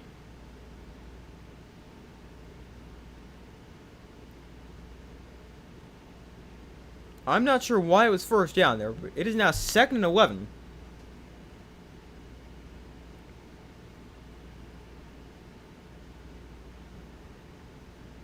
So here is Plummer, and he sets up the screen here for Chris Rowland. And Rowland going to get about 7, maybe, or sorry, that's KJ Hamler. Well, he'll gain about 8. Brings up 3rd and 3. So they call the penalty on the sack, because a defender wound up in the neutral zone, so offsides. So that is what happened there. So 3rd and 3. Here's Plummer getting pressured, throws one downfield. It's called. Oh, touchdown Storm! Wow. The defender tried to make an aggressive play on the ball. He missed it. And it ends up being a walk-in touchdown from about 40 yards out. It ends up being a 60-yard touchdown for Jerome Cap. Sorry. It's a 60-yard catch and run. And the Storm are right back in it. Number 85, Jerome Cap, with the touchdown. And boy, did they need that.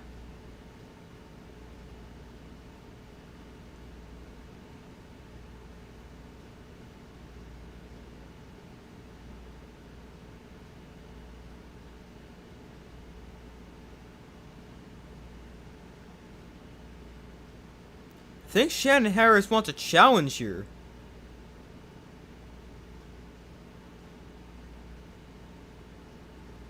Yeah, the defenders are going to challenge.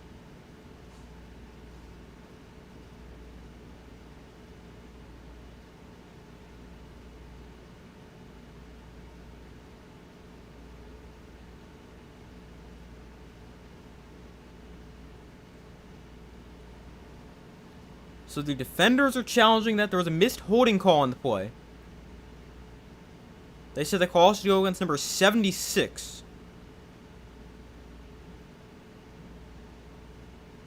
So that would be their right guard.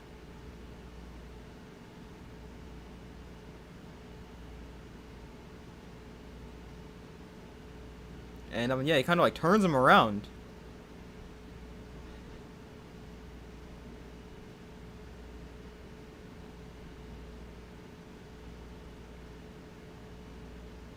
And the defenders are going to win this challenge. So the touchdown is going to get taken off the board.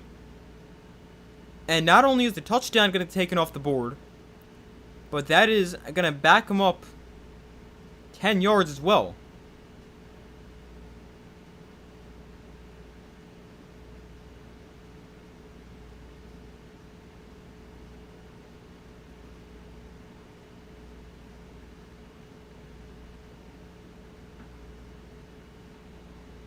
I mean, he definitely prevents it from getting Jack Plummer, so I do think this is the right call.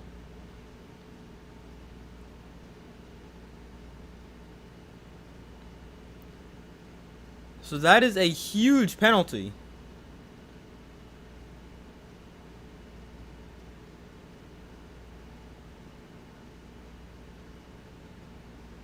So the defenders win their challenge and take the touchdown off the board.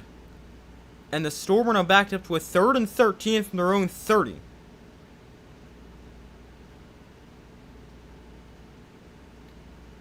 So take off the 60-yard touchdown.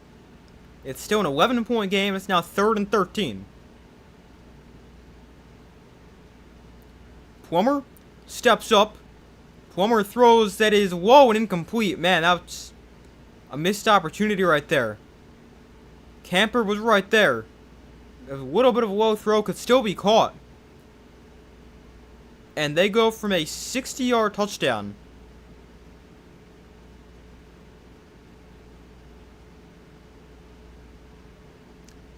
to punting here on 4th down. If Plummer makes a better throw there, that's a huge play.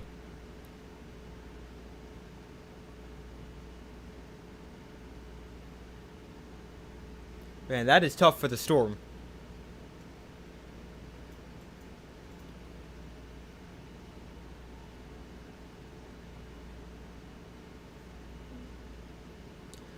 So 4th and 13, the Storm punted away, and it gets brought back to the 36, so a really good return for QT. And that's where the defenders take over.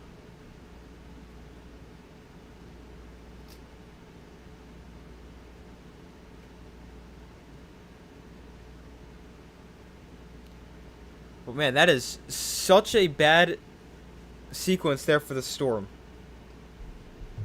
Because they're now still down by 11 with 7 minutes to go in the 3rd quarter. Man, that is just so tough. I mean, you think you've finally gotten yourself back into the game.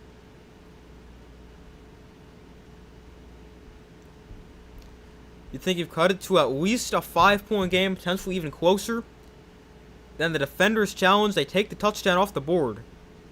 And man, that is tough.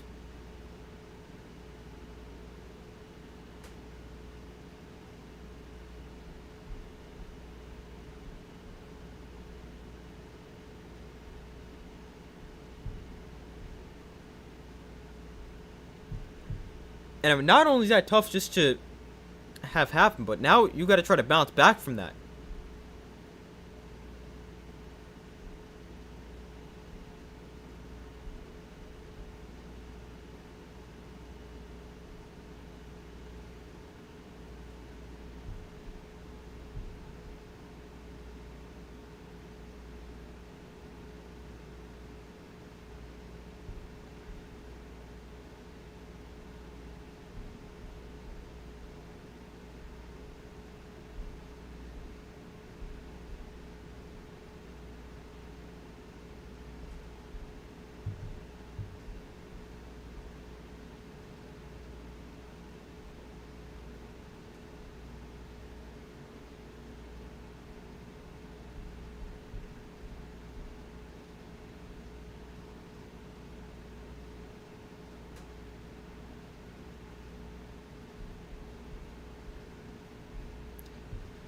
But we still wait for them to come back from commercial.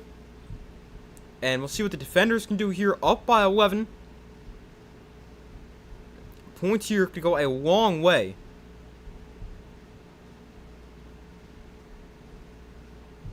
Into them winning this game. Because, I mean, it is already an 11-point game. If you score a touchdown and go up by 18, I mean, that is going to be really tough to come back from. Now, I mean, the Storm, they are really good. They can come back. But it is going to be really tough to come back, especially if they go down even further.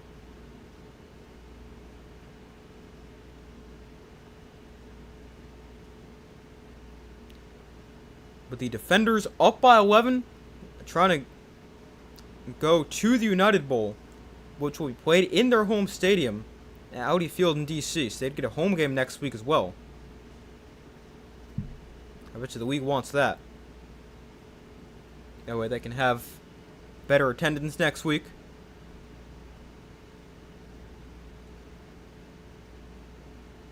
And man, if we get a Jason Bean versus the Kings in the championship, that would be crazy.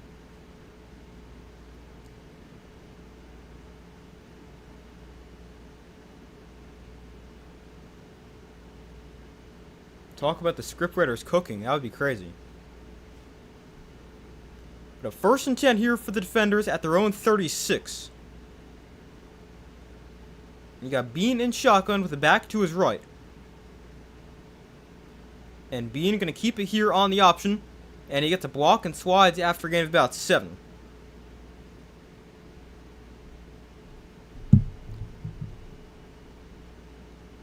Oh, now is he hurt? Oh man, Jason Bean is still on the field. He's slow to get up. Man, hopefully he's okay.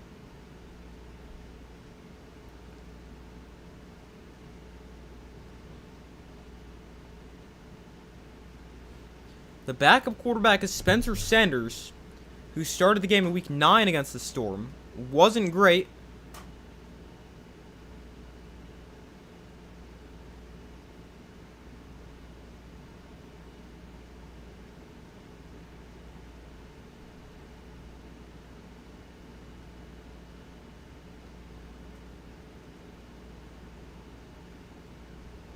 Man, Jason Bean walks off the field. Man, hopefully he's okay. Oh, man, that could really change things here. So Spencer Sanders, the former Oklahoma State quarterback, is into the game for DC.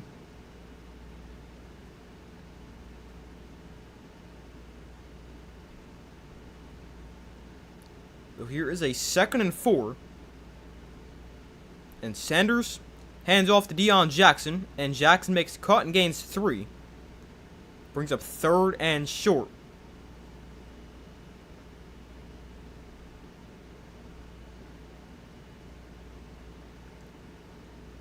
E.J. Perry is the 3rd string quarterback. The former Michigan Panther and Memphis Showboat. He's played in the UFL before. He actually had a great performance in a playoff game back in 2023, I believe, when he was with the Panthers in the USFL. But here is a 3rd and 1. They hand it off. Jackson breaking tackle, has the first. Still on his feet. He's all the way down to the 39-yard line. Getting inside Storm territory. And a great run there for Deion Jackson. And a 1st down for the defenders.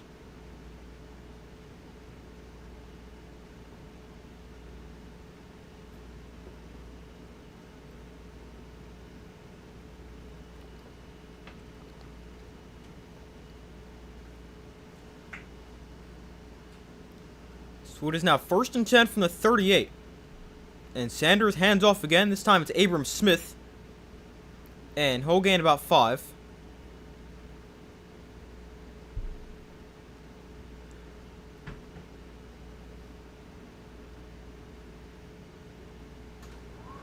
Jason Bean is being evaluated for a left shoulder injury right now. And he is questionable to return.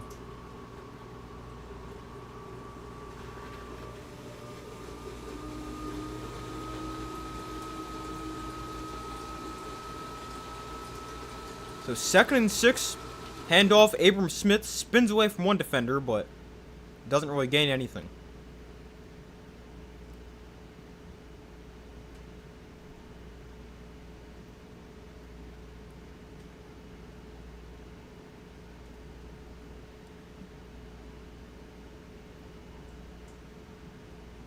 So they show the injury to Bean again. Yeah, that kind of doesn't make sense for a shoulder. His left arm gets like pinned to the ground. That looks pretty painful. Hopefully he's okay because he's played pretty well in this game. So here is a 3rd and 6. Sanders. Oh, he threw a pick! They try to set the screen. It gets picked off. And that's going to get taken all the way. Touchdown, Storm! Wow. They try to go with something safe with the screen. It gets picked off. And the Storm are right back in it.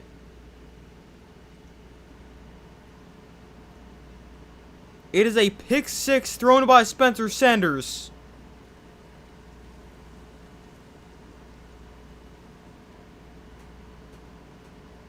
Oh man. That is a tough break there for defenders.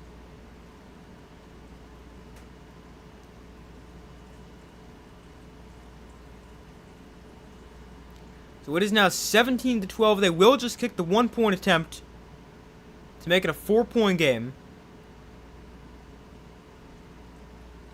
And the extra point is good. So it is now 17-13. And the Storm are right back in it. It is now a 4-point game. It is their first touchdown of the game. This one ends up standing.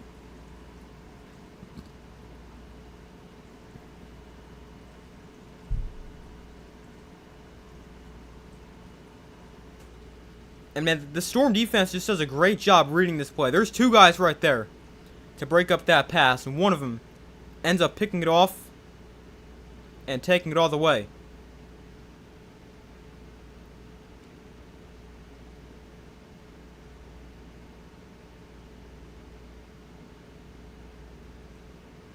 But that is a huge play for the Storm.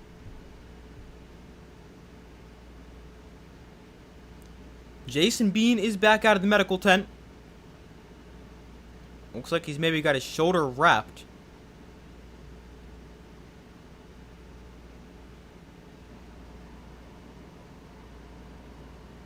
And yeah, he's going to come back in.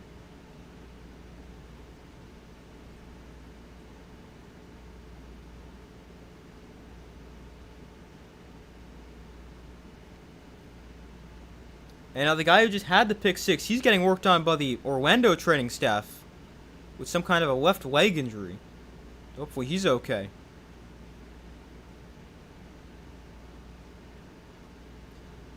The kickoff gets brought back here to the 25-yard line, and Jason Bean will come back onto the field for the DC defenders. He's got a wrap on his left shoulder. And let's see how much this impacts him. So obviously it's not his throwing shoulder, but it still could impact him, especially with how much he wants to run.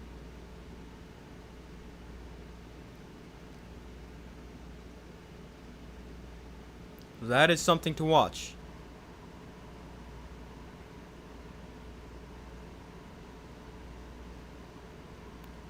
So first down from the 25 here for the defenders.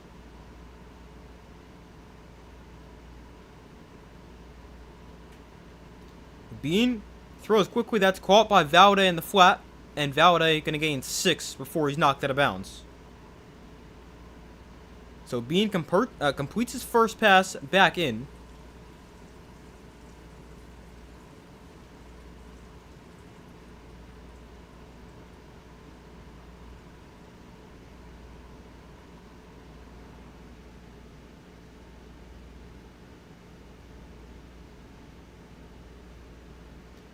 So 2nd and 4. Now they'll go to the ground. Valade got a lot of space. And Xavier and Valade inside Storm, or not quite inside Storm territory, but taking down to the 49. A nice run for Valade. He got a great lane to run through.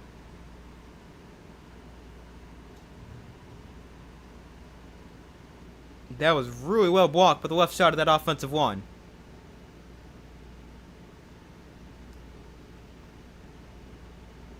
The defenders have run for 142 yards. Storm at 19. Bean, that one knocked up in the air. Wow, that was a dangerous tip pass. That could have gotten picked off. But this time for the defenders, it just falls to the ground.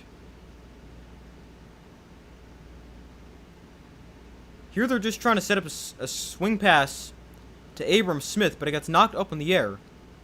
And I bet they've never been so happy to see a pass fall incomplete after what just happened.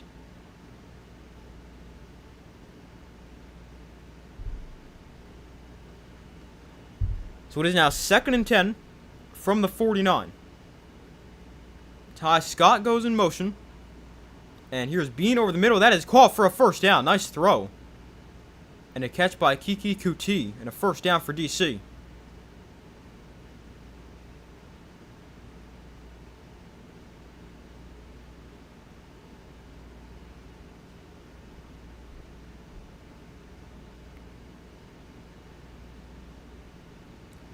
So first down from the 38. Bean in shotgun back to his left. He's going to look to throw here. And that one also knocked down at the line of scrimmage.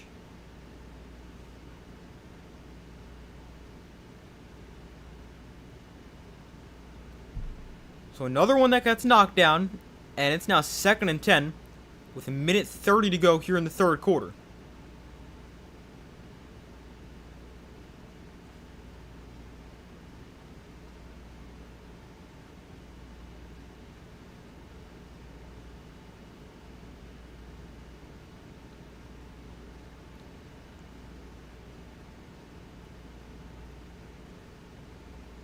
So 2nd and 10. Here's a handoff. Abram Smith up the middle. And he falls forward for a gain of 5. Brings up 3rd down with a minute left here in quarter number 3.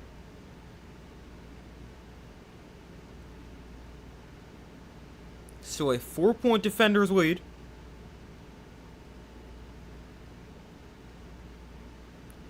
The defenders, they're 7 for 12 on 3rd down.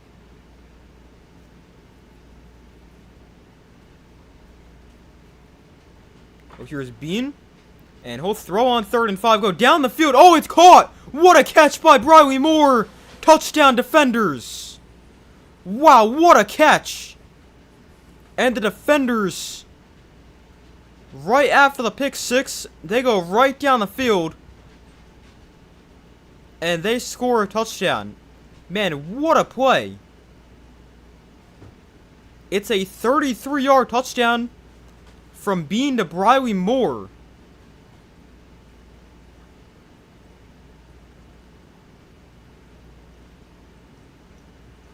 Man, what a play.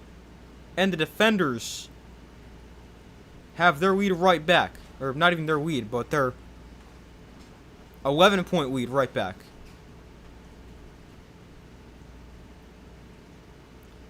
And here is McCrane, and he hits the extra point.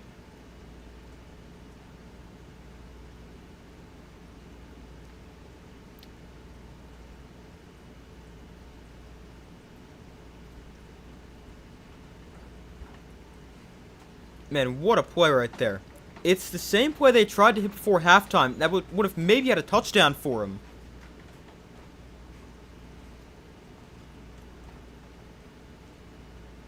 But it got called back because of a false start. This time he's not wide open, but he makes a great catch. It's a really nice throw for Jason Bean. And the defenders are back up by 11. Man, what a response. It is now 24-13. We've got 27 seconds left in the third quarter. Jason Bean on that last drive, 3 for 5, 52 yards, and a touchdown. And he's now probably close to 200 yards passing.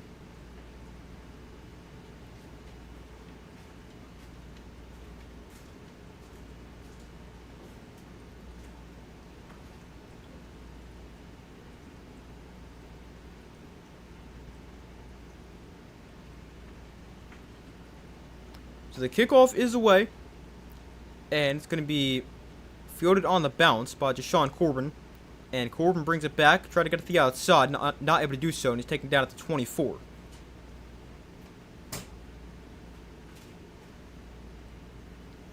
And Jason Bean in this game, he has thrown for 207 yards and a touchdown. Trying to pull up his exact numbers.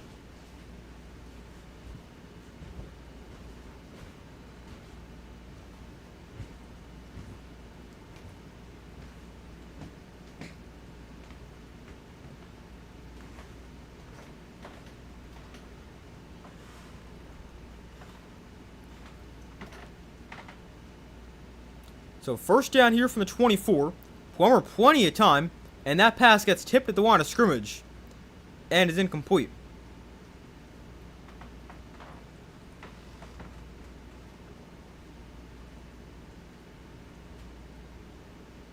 Jack Plummer has not had his best game. He's thrown for 15 yards in the second half, 93 in the first half, and he's well under 50% completion percentage. But that brings us to the fourth quarter. 24-13.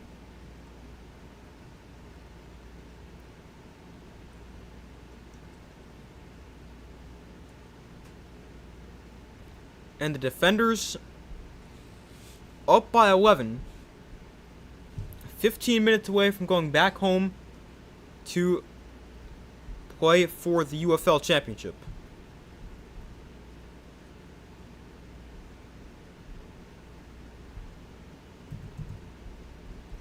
But Jack Plummer today, he is, well, that is not good. He is 7 for 16 for 108 yards and an interception.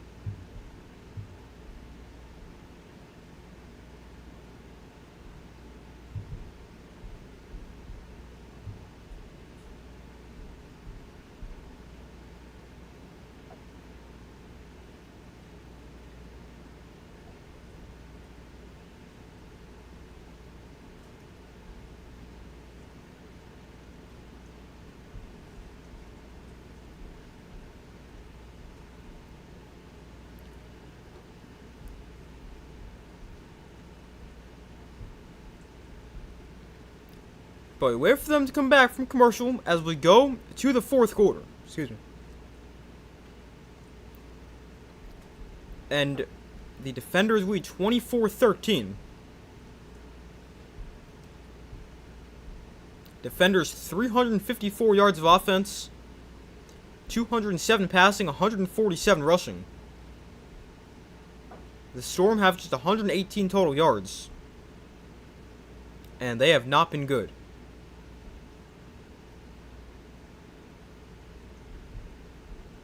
They have still not scored an offensive touchdown.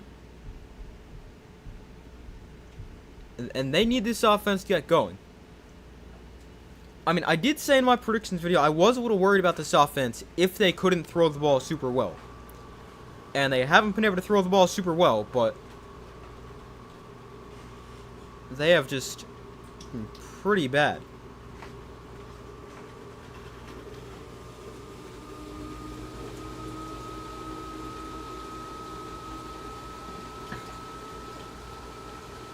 I mean, the defenders' defense has played really well. They've done a great job pressuring Jack Plummer and keeping him uncomfortable.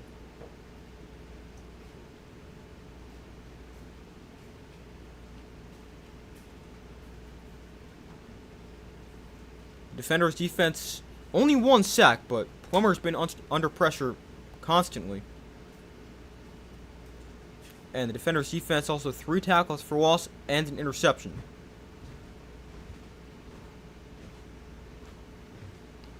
So 2nd and 10. Plummer in shotgun back to his left. And Plummer, that one's tipped at the line. Oh, and intercepted! Derek Roberson with the interception. Wow. Plummer gets picked off for the 2nd time after he threw this just 1 interception in the entire regular season.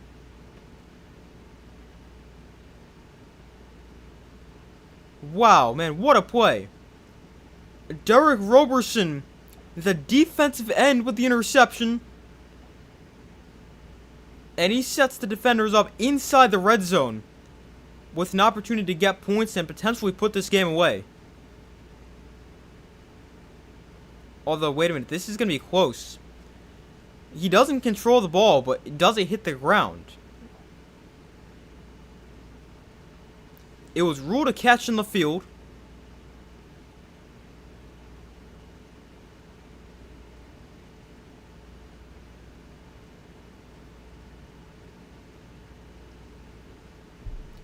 Dean Blandino is going to say he thinks the ball hits the ground.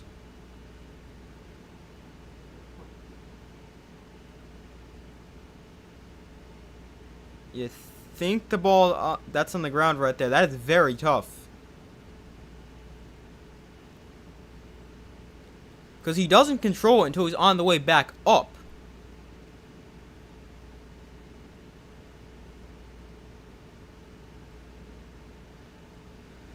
So he's going to change it to an incompletion, which is a huge break for the Storm. Because if that got picked off, the defenders are gifted the ball in the red zone. And if they go up 31-13, I mean, that's got to be the game.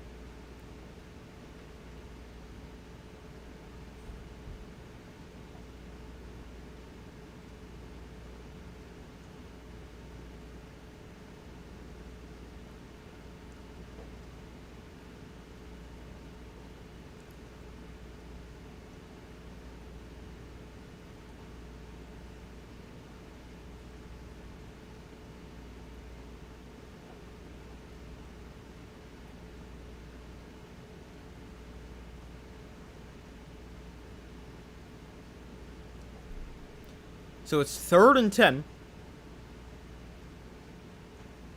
After the incompletion, which was the near interception.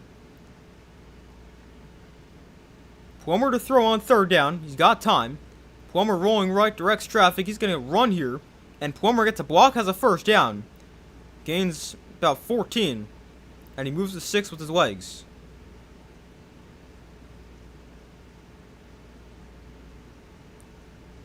They do a good job here on Derek Roberson. They chip him and just don't really give him a path to the quarterback.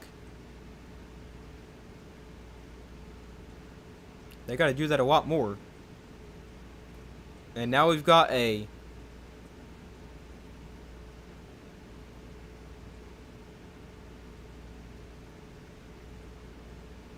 timeout by the defenders. And man, Derek Roberson is over limping on the sideline.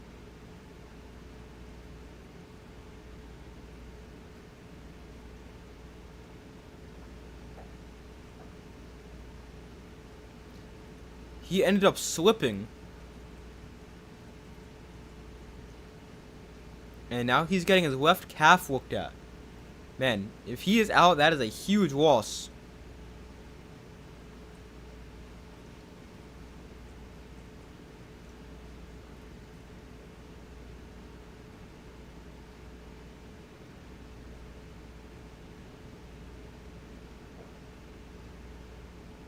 Man, hopefully he's okay.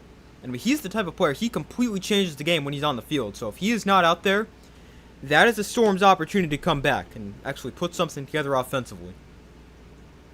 Obviously, hopefully he's okay.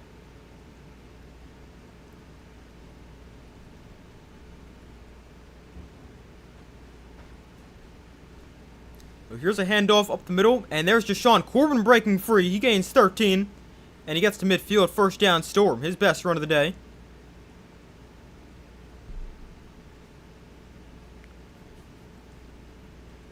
Looks like Derek Roberson's okay.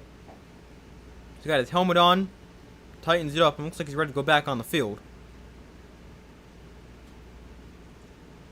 It was just a cramp, according to the sideline reporter Tom Lugabill. Well, here is Plummer to throw, and he throws underneath. That's caught by Roland. Makes the guy miss, has the first, and gains 12. So now we're starting to see this offense get going a little bit. I mean, it still hasn't been great, but a couple good plays in a row. They just have not been able to string together these good plays. They've had like maybe one good play a drive, but back to back on this on the past couple plays. So 13 minutes to go. Plummer, play action, pressured. And Plummer going to set up the screen. Oh, man. Corbin caught that. It would have been better to drop it.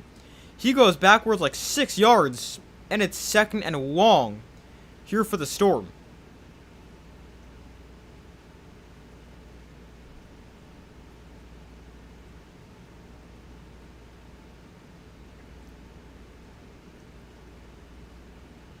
That was a great job by the defenders' defense reading that play.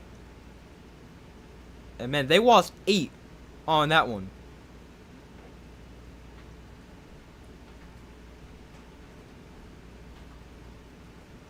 And Anthony Beck wants them to look at it for a potential incompletion because...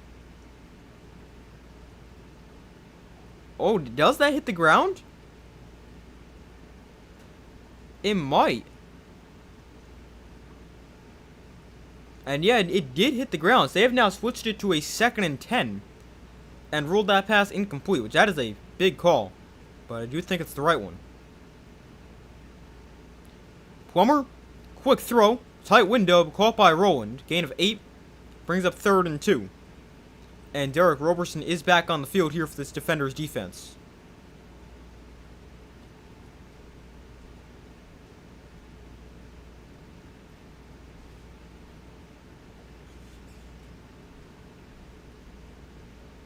So 3rd and 2 from the 30. They're going to hand it off here. And they're going to get the first down. Corbin gains 4.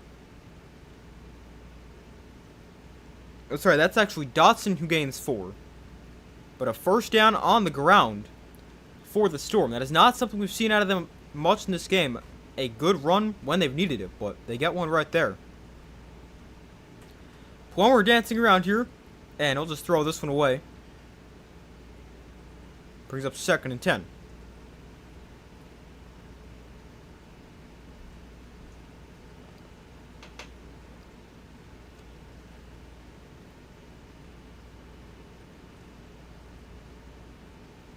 Winner of this game faces either the Battlehawks or the Kings. That game kicks off in about 30 minutes. I will also be streaming that game. So an empty backfield for Jack Plummer. And Plummer, free rusher off the edge, but he gets it out to Corbin. But Corbin gets knocked down at the line of scrimmage. And it's 3rd down.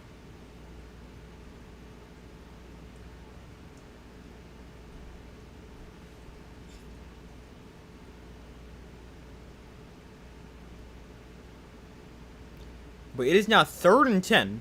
And I mean, it's an interesting decision here for Anthony Beck if you get to 4th down.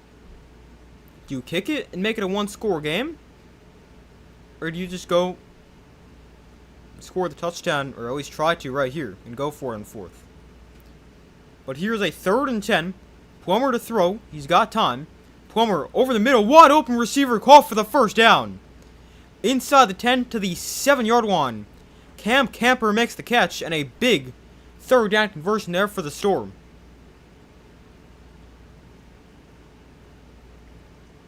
Man, this has been probably the best drive of the day for this Orlando offense.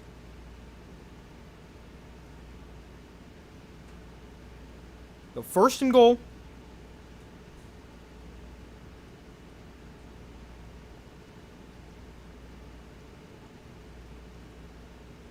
There's an injured defender. Although Plummer's saying that was intentional. And he says that he went right up to the ref and started saying that's the second time.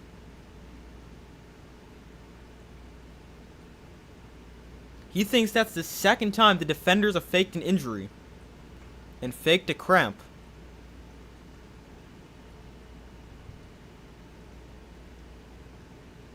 To try to slow down the offensive momentum they're gaining here. But I mean, hopefully that's not the case.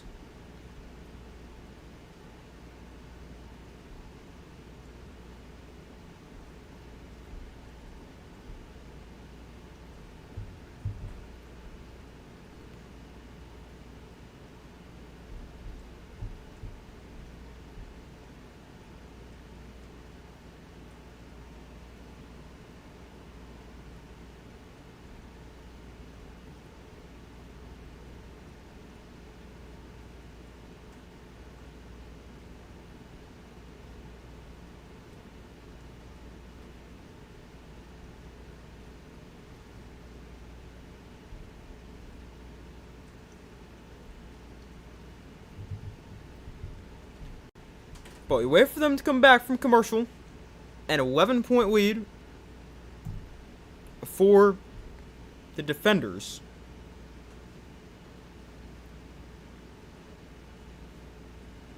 And now let's see what the Storm can do here. They had an opportunity to put one in the end zone earlier in the game. Couldn't do it. And they ended up turning it over on downs. But let's see if they can put one in the end zone this time. They have still not scored an offensive touchdown. Their only touchdown came on the pick six.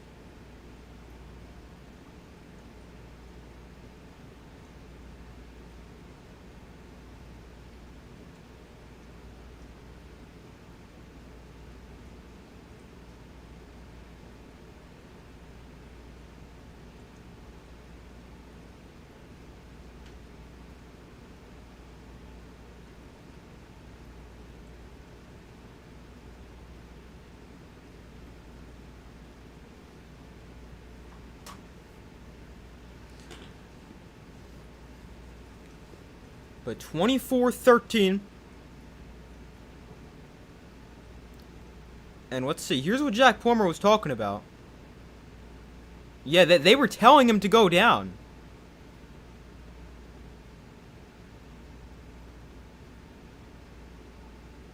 Jack Plummer's completely right. There's multiple players on the defense who were just telling him go down. Wow. And he was really upset about that.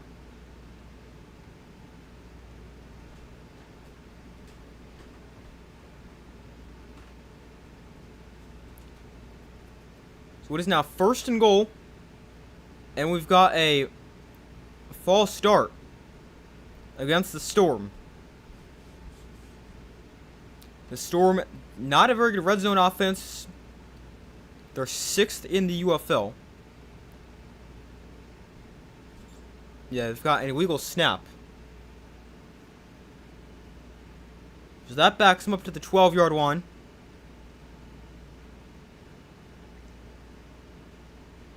Hamler goes in motion. And now they hand it off to Corbin. And Corbin trying to get the edge, he can't really do so, as he runs out of space and brings up second and goal.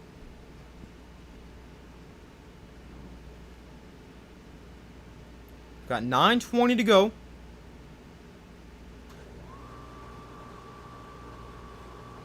Plummer in shotgun back to his left. Plummer hands off. Corbin up the middle. And Corbin fighting his way towards the goal line. He gets all the way down to the 3. And it's second and goal. Or sorry, third and goal.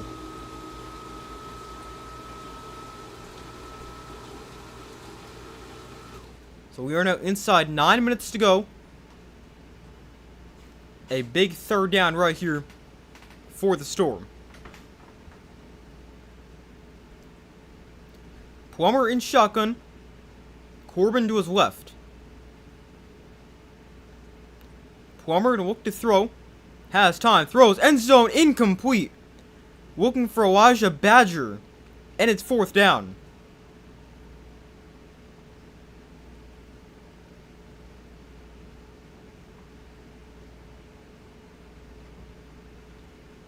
So now a decision for the Storm. They went for a fourth down earlier and didn't get it from inside the red zone. And now they're going to send on the field goal team, and I think that does make this the right decision because you still do need 2 scores, and there's one right there, as the field goal from Michael Lance is good. So it is now a 1-score game, 24-16, with 8:02 to go.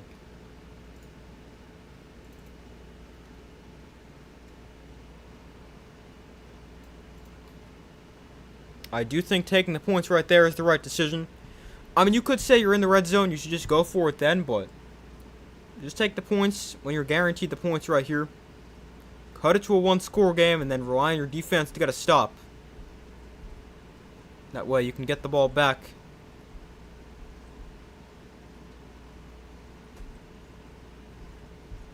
And then try to tie it up.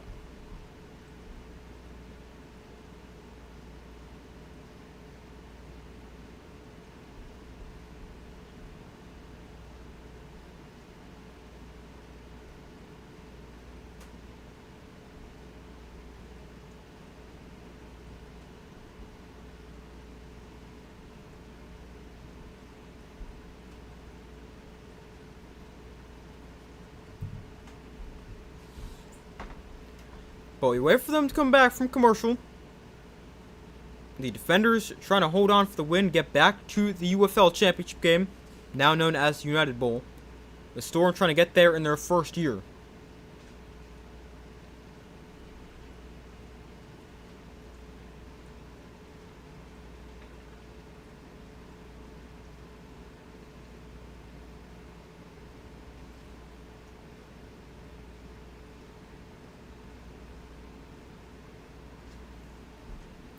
But we wait for them to come back from commercial, and we'll see how the defenders can respond. That was a long drive for the Storm. They went 15 plays, 71 yards, and they took 7:25 off the clock.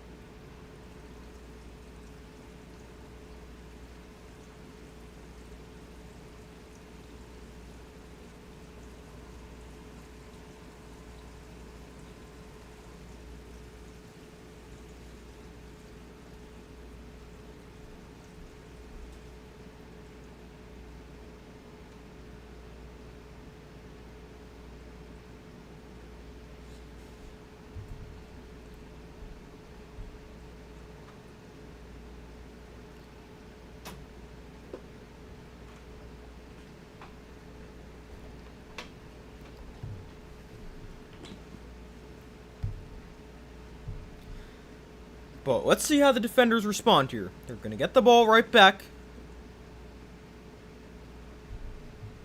As Lance has it teed up and is set to send it away. We just got the official attendance number for the day. 6,317. So definitely not great, but with the limited seats, only holds about 9,000 because they're not playing in their home stadium because England's there for the World Cup. But not that bad. Potentially better than what it would have been if you had the game in Columbus.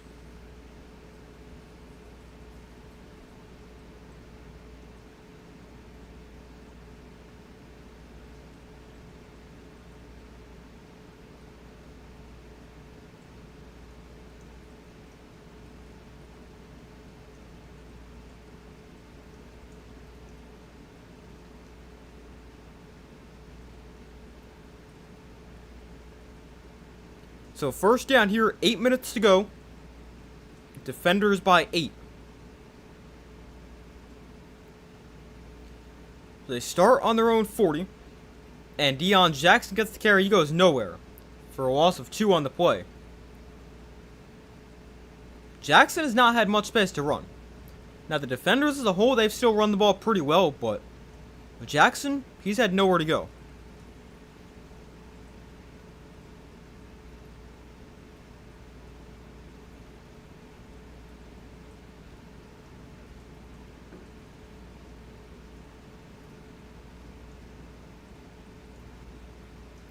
So Bean in shotgun, Jackson to his left. And Bean going to throw this time. Throws outside, and it is caught.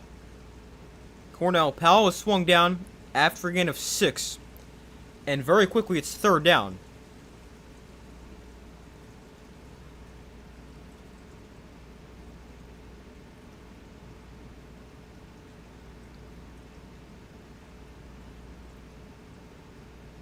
So 3rd and 5, 7 minutes to go. This is a big third down right here. The defenders have also been great on third down as they're 8 for 13.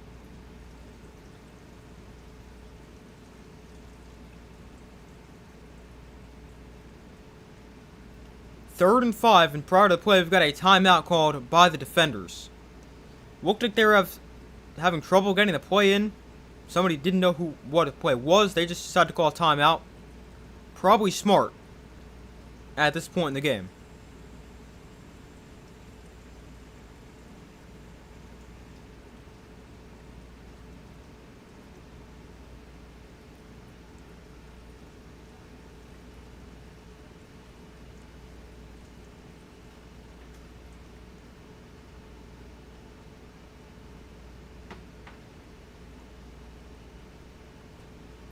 So 3rd and 5, 6:44 to go.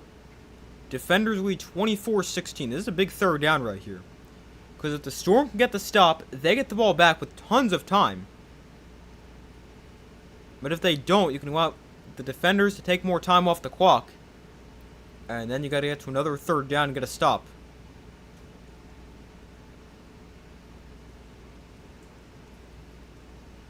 So 3rd down and 5. Bean in shotgun back to his left.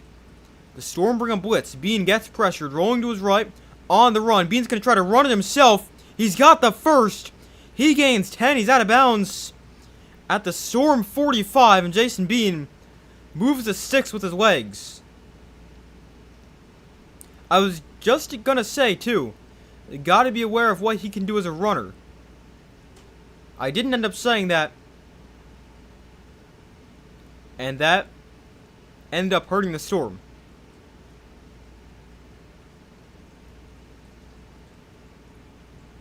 Bean quick throw here, that's caught by Briley Moore. And Moore going to gain a yard, maybe 2. This is now 2nd down with 6:05 to go in the 4th quarter.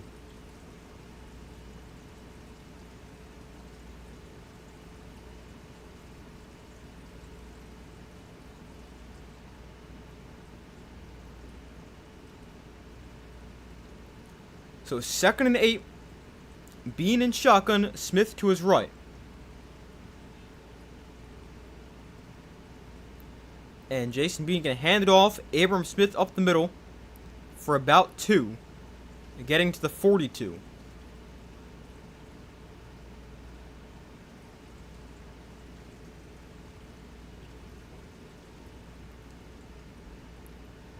So here's a 3rd and 7. Let's see if the Storm can get off the field this time. The defenders have been really good on third down today.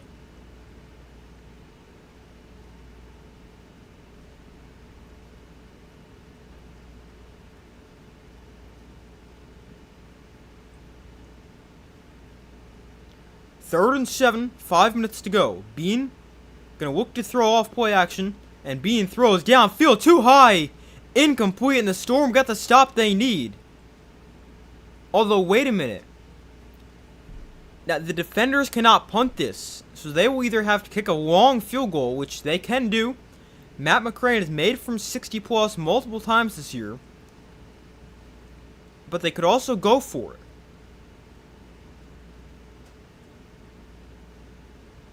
But they're going to send on the field goal team. This is Matt McCrane. This will be a 4-point field goal because it's over 60 yards. This is a 61-yard field goal. Would be worth 4 points if it's good.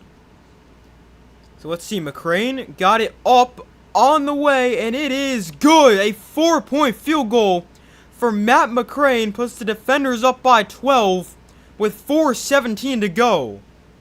Man, what a kick.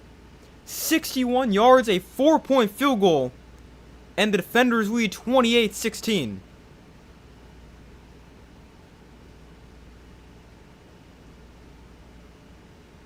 Wow, what a kick.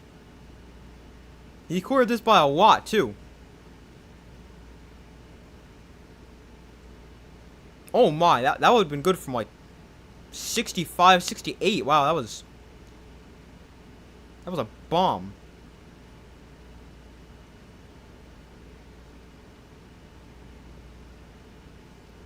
But man, he misses a 20-something yard field goal before halftime. That comes out and makes a 61-yarder to make it a 12-point game. And now if you're the Storm, you gotta go. You gotta be going quickly.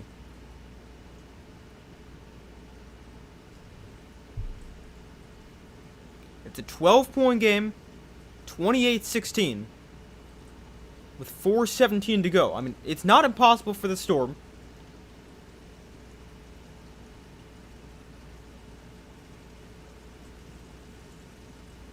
But they will need to get the ball back twice in a two-score game, which means they would need to convert the 4th and 12 as the onside kick alternative.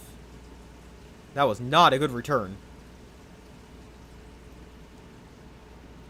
But Jack Plummer and the Storm offense out of the field. Now here is a really tough spot for this Storm offense because Jack Plummer has not played his best game, and he has also not been given much time. Now you've also got an obvious passing situation.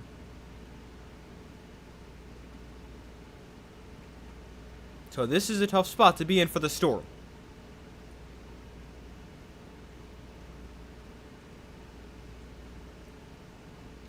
So 1st and 10 from the 21. Plummer steps up, and Plummer throws over the middle of that pass caught by KJ Hamler. And Hamler going to get to the 42-yard line. And a nice catch and run to start the drive. As they're down to 4 minutes to go. They do have all 3 timeouts. But they got to focus on scoring first.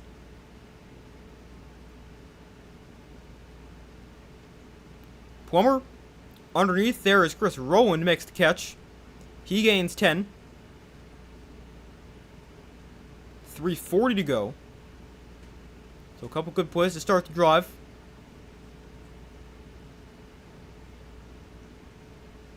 And now we've got another defender injured.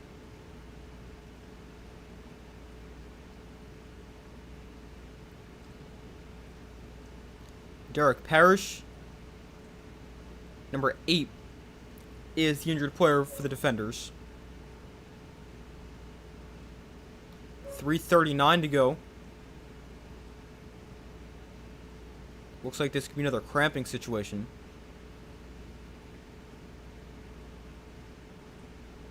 Hopefully he's okay.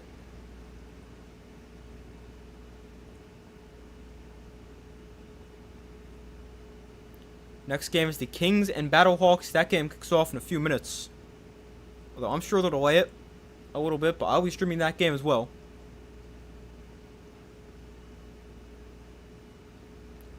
So first down here, Plummer going to look to throw, and Plummer checks down. That is caught by the running back Dotson, who got a lot of space. He gains 12, gets out of bounds. 3:21 to go.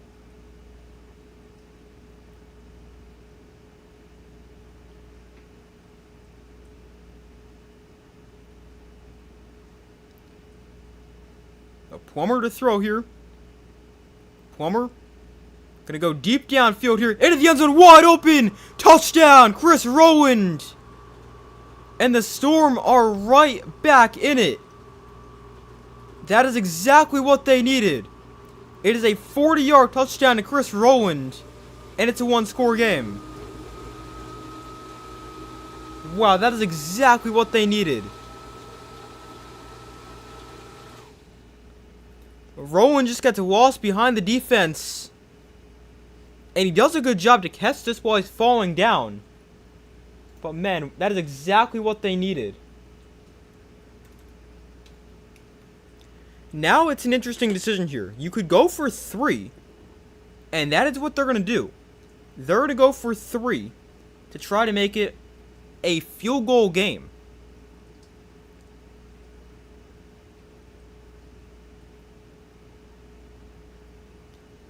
So after the 40-yard touchdown, it is a 3-point conversion attempt for the Storm. Snapping the ball from the 8-yard line. Plummer fumbles the snap, collects it, throws, end zone, incomplete. So the defenders get the stop on the conversion. So it stays a 6-point game, so they'll still need a touchdown. And now you've got another interesting decision if you're Anthony Becht in the Storm. Because you could go for the onside kick alternative, go 4th and 12 from your own 28. Or you've got all 3 timeouts, there's still time left, over 3 minutes. You could just kick this deep.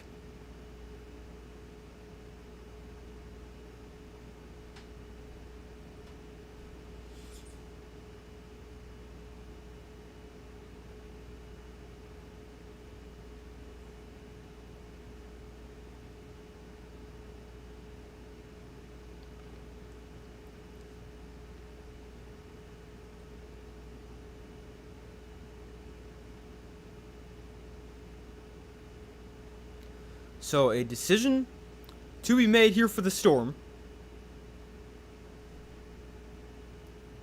And they have opted to kick it deep. So they're not going to try for the 4th and 12th as the onside kick alternative. And they're just going to kick it deep.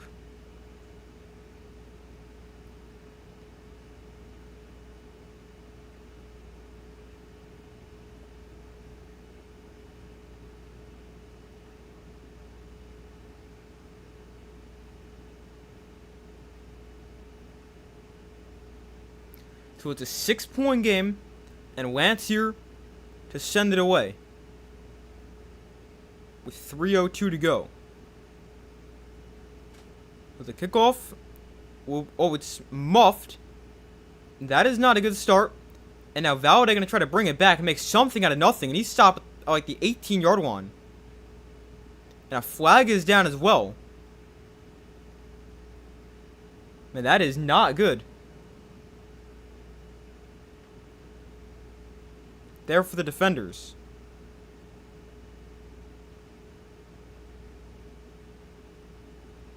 And they're also going to get a block in the back against the defenders and back them up even more.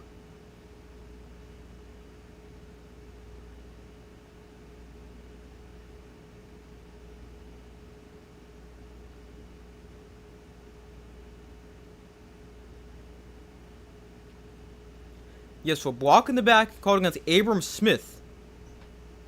Backs him up.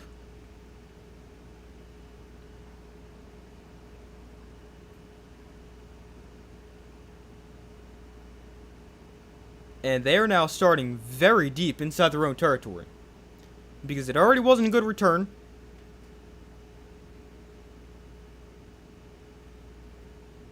And you've also got the penalty. So the defenders are starting this drive on their own 7-yard line. They hand it off to Valladay, and he goes backwards. Valladay loses a yard. Make it 2nd and 11. Isaiah Buggs with the tackle for loss. And there is the first timeout for the Orlando Storm with 2:51 on the clock.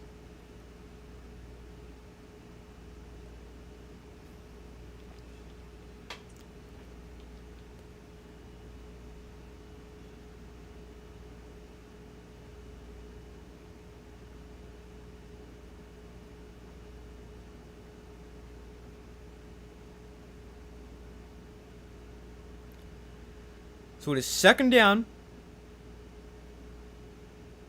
Here for the defenders. 2nd and 10 with 2:51 on the clock. 2 timeouts for the Storm, 1 for the defenders.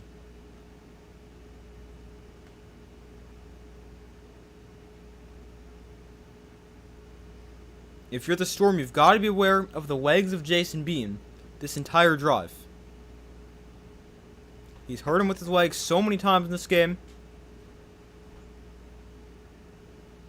Would not be shocked to see a quarterback run, one of the biggest moments of the game. And here's Bean going to throw, and he overthrows him. And it's 3rd and 10. Now the clock is going to run, because the clock only stops on incompletions inside 2 minutes. So even though it's an incompletion, the Storm still have to call a timeout.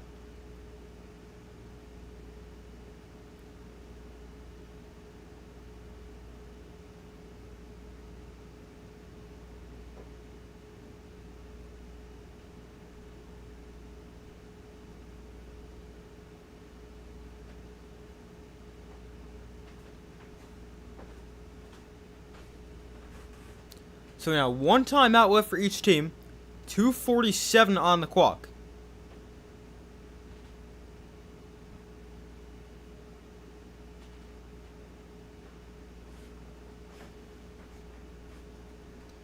So 3rd and 10.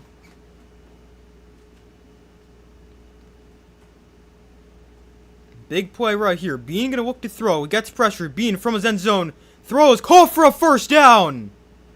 A gain of 15. First down, defenders. Jason Bean completed the pass. He's upset about something with the ref.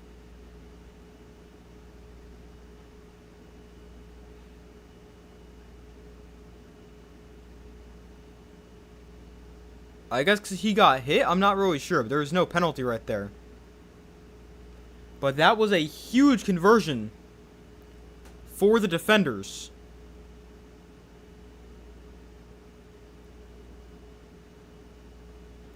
So now the clock has been running this whole time. They can take this all the way down to the 2-minute warning. They don't, though. And Abram Smith gets the carry for a gain of 4. I'm not sure if they realized that they could take it all the way, because now that acts as a timeout after first down, whereas you could have not needed to run a play before the 2-minute warning.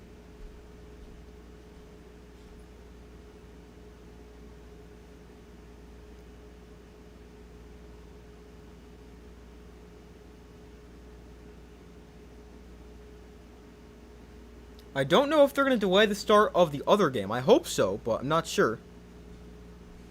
That game was supposed to start 5 minutes ago.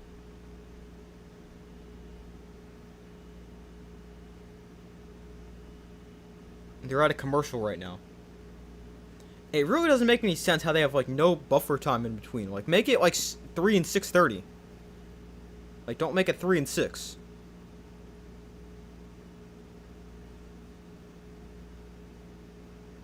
But I don't think that game has started yet, but we'll probably start within the next couple minutes. I will be streaming that game. I'm just going to end this stream and start a new one as soon as this game is over. Abram Smith gets the carry here, and he's got a first down.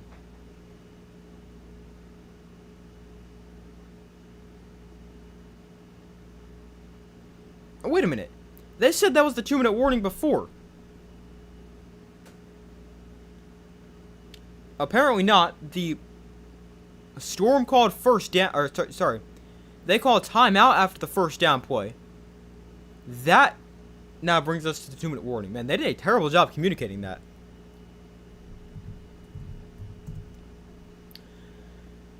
But, oh, wait a minute, is that game?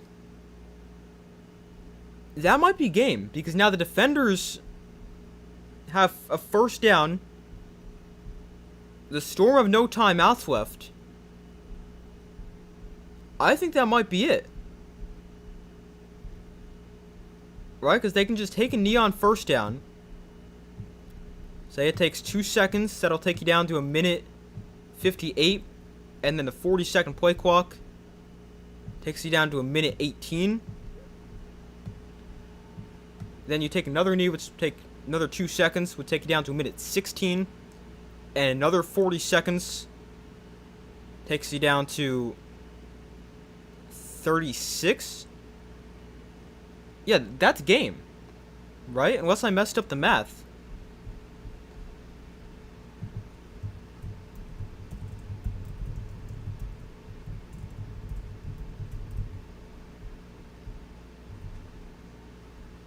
I mean, that's definitely a possibility that I messed up the math.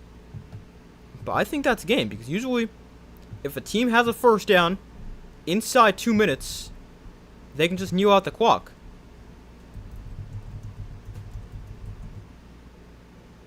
Alright, I'm just making my thumbnail for the next stream while they're at commercial. That way, that's done. But I don't know, maybe I'm missing something, but I think the defenders should just be able to kneel this out, and they will be moving on to the United Bowl to play at home against either the Battlehawks or the Kings.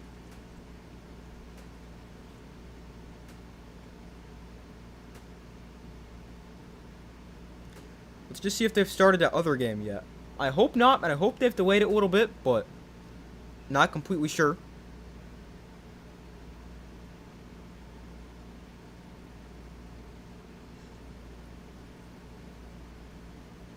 No, they have started. So the Battlehawks Kings game has started. They're a minute in. The Battlehawks got the ball first. So I will get on streaming that in a second. But I am going to end this stream and start a new one, just so you guys do know.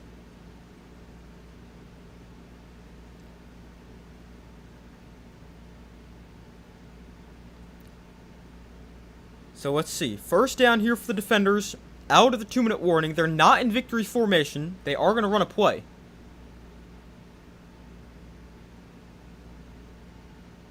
Ball security is big right here.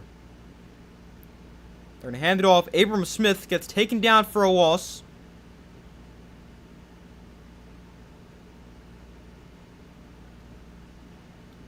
Brings up second and about 13. But I think they can just kneel this out.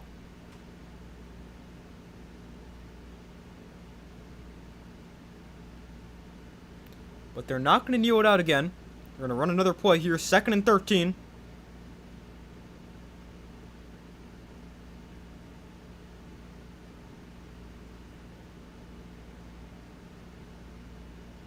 And here's the carry. Abram Smith this time gains positive yards. He gains 5.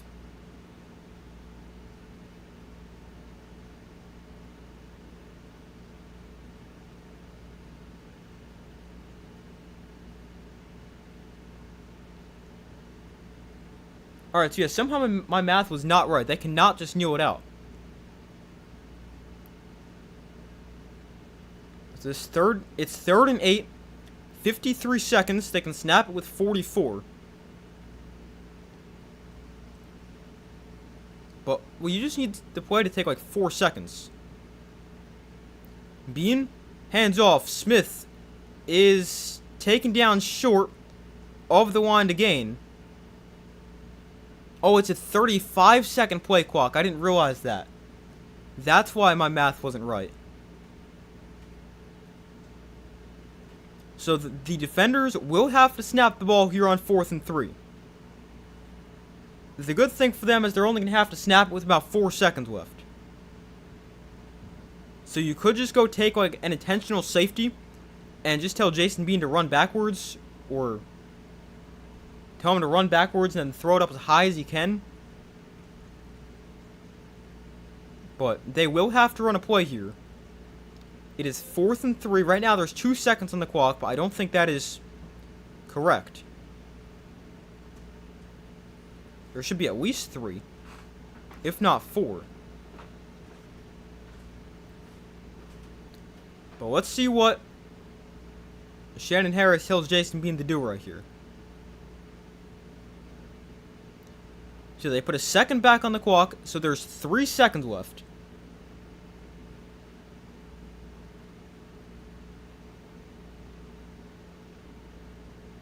And you can do a couple different things. You could just run backwards and take the intentional safety. You could tell him to throw it up as high as he can. Out of bounds. But let's see what they do here. It's 4th and 8. There's 3 seconds left. And like with the game's final play, Bean just going to run away and throw it as high and as far as he can. And that is it. The game is over. The Defenders have knocked off the Storm. They've won it 28-22. And they're going to the United Bowl to face either the Storm or the Kings. They're going back home to try to successfully defend their championship. And they have upset the Storm. And after back-to-back losses against the Storm in Weeks 9 and Weeks 10, the Defenders have beat the Storm in the playoffs, 28-22.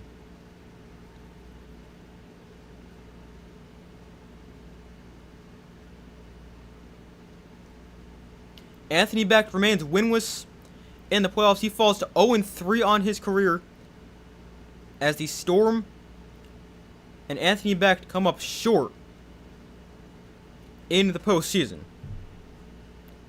But final score, Defenders 28, Storm 22. They'll go to the United Bowl next week. And I'm going to quickly end this stream and then start another stream for the Battlehawks and Kings game, which has already started. So I'll see you guys in a couple minutes.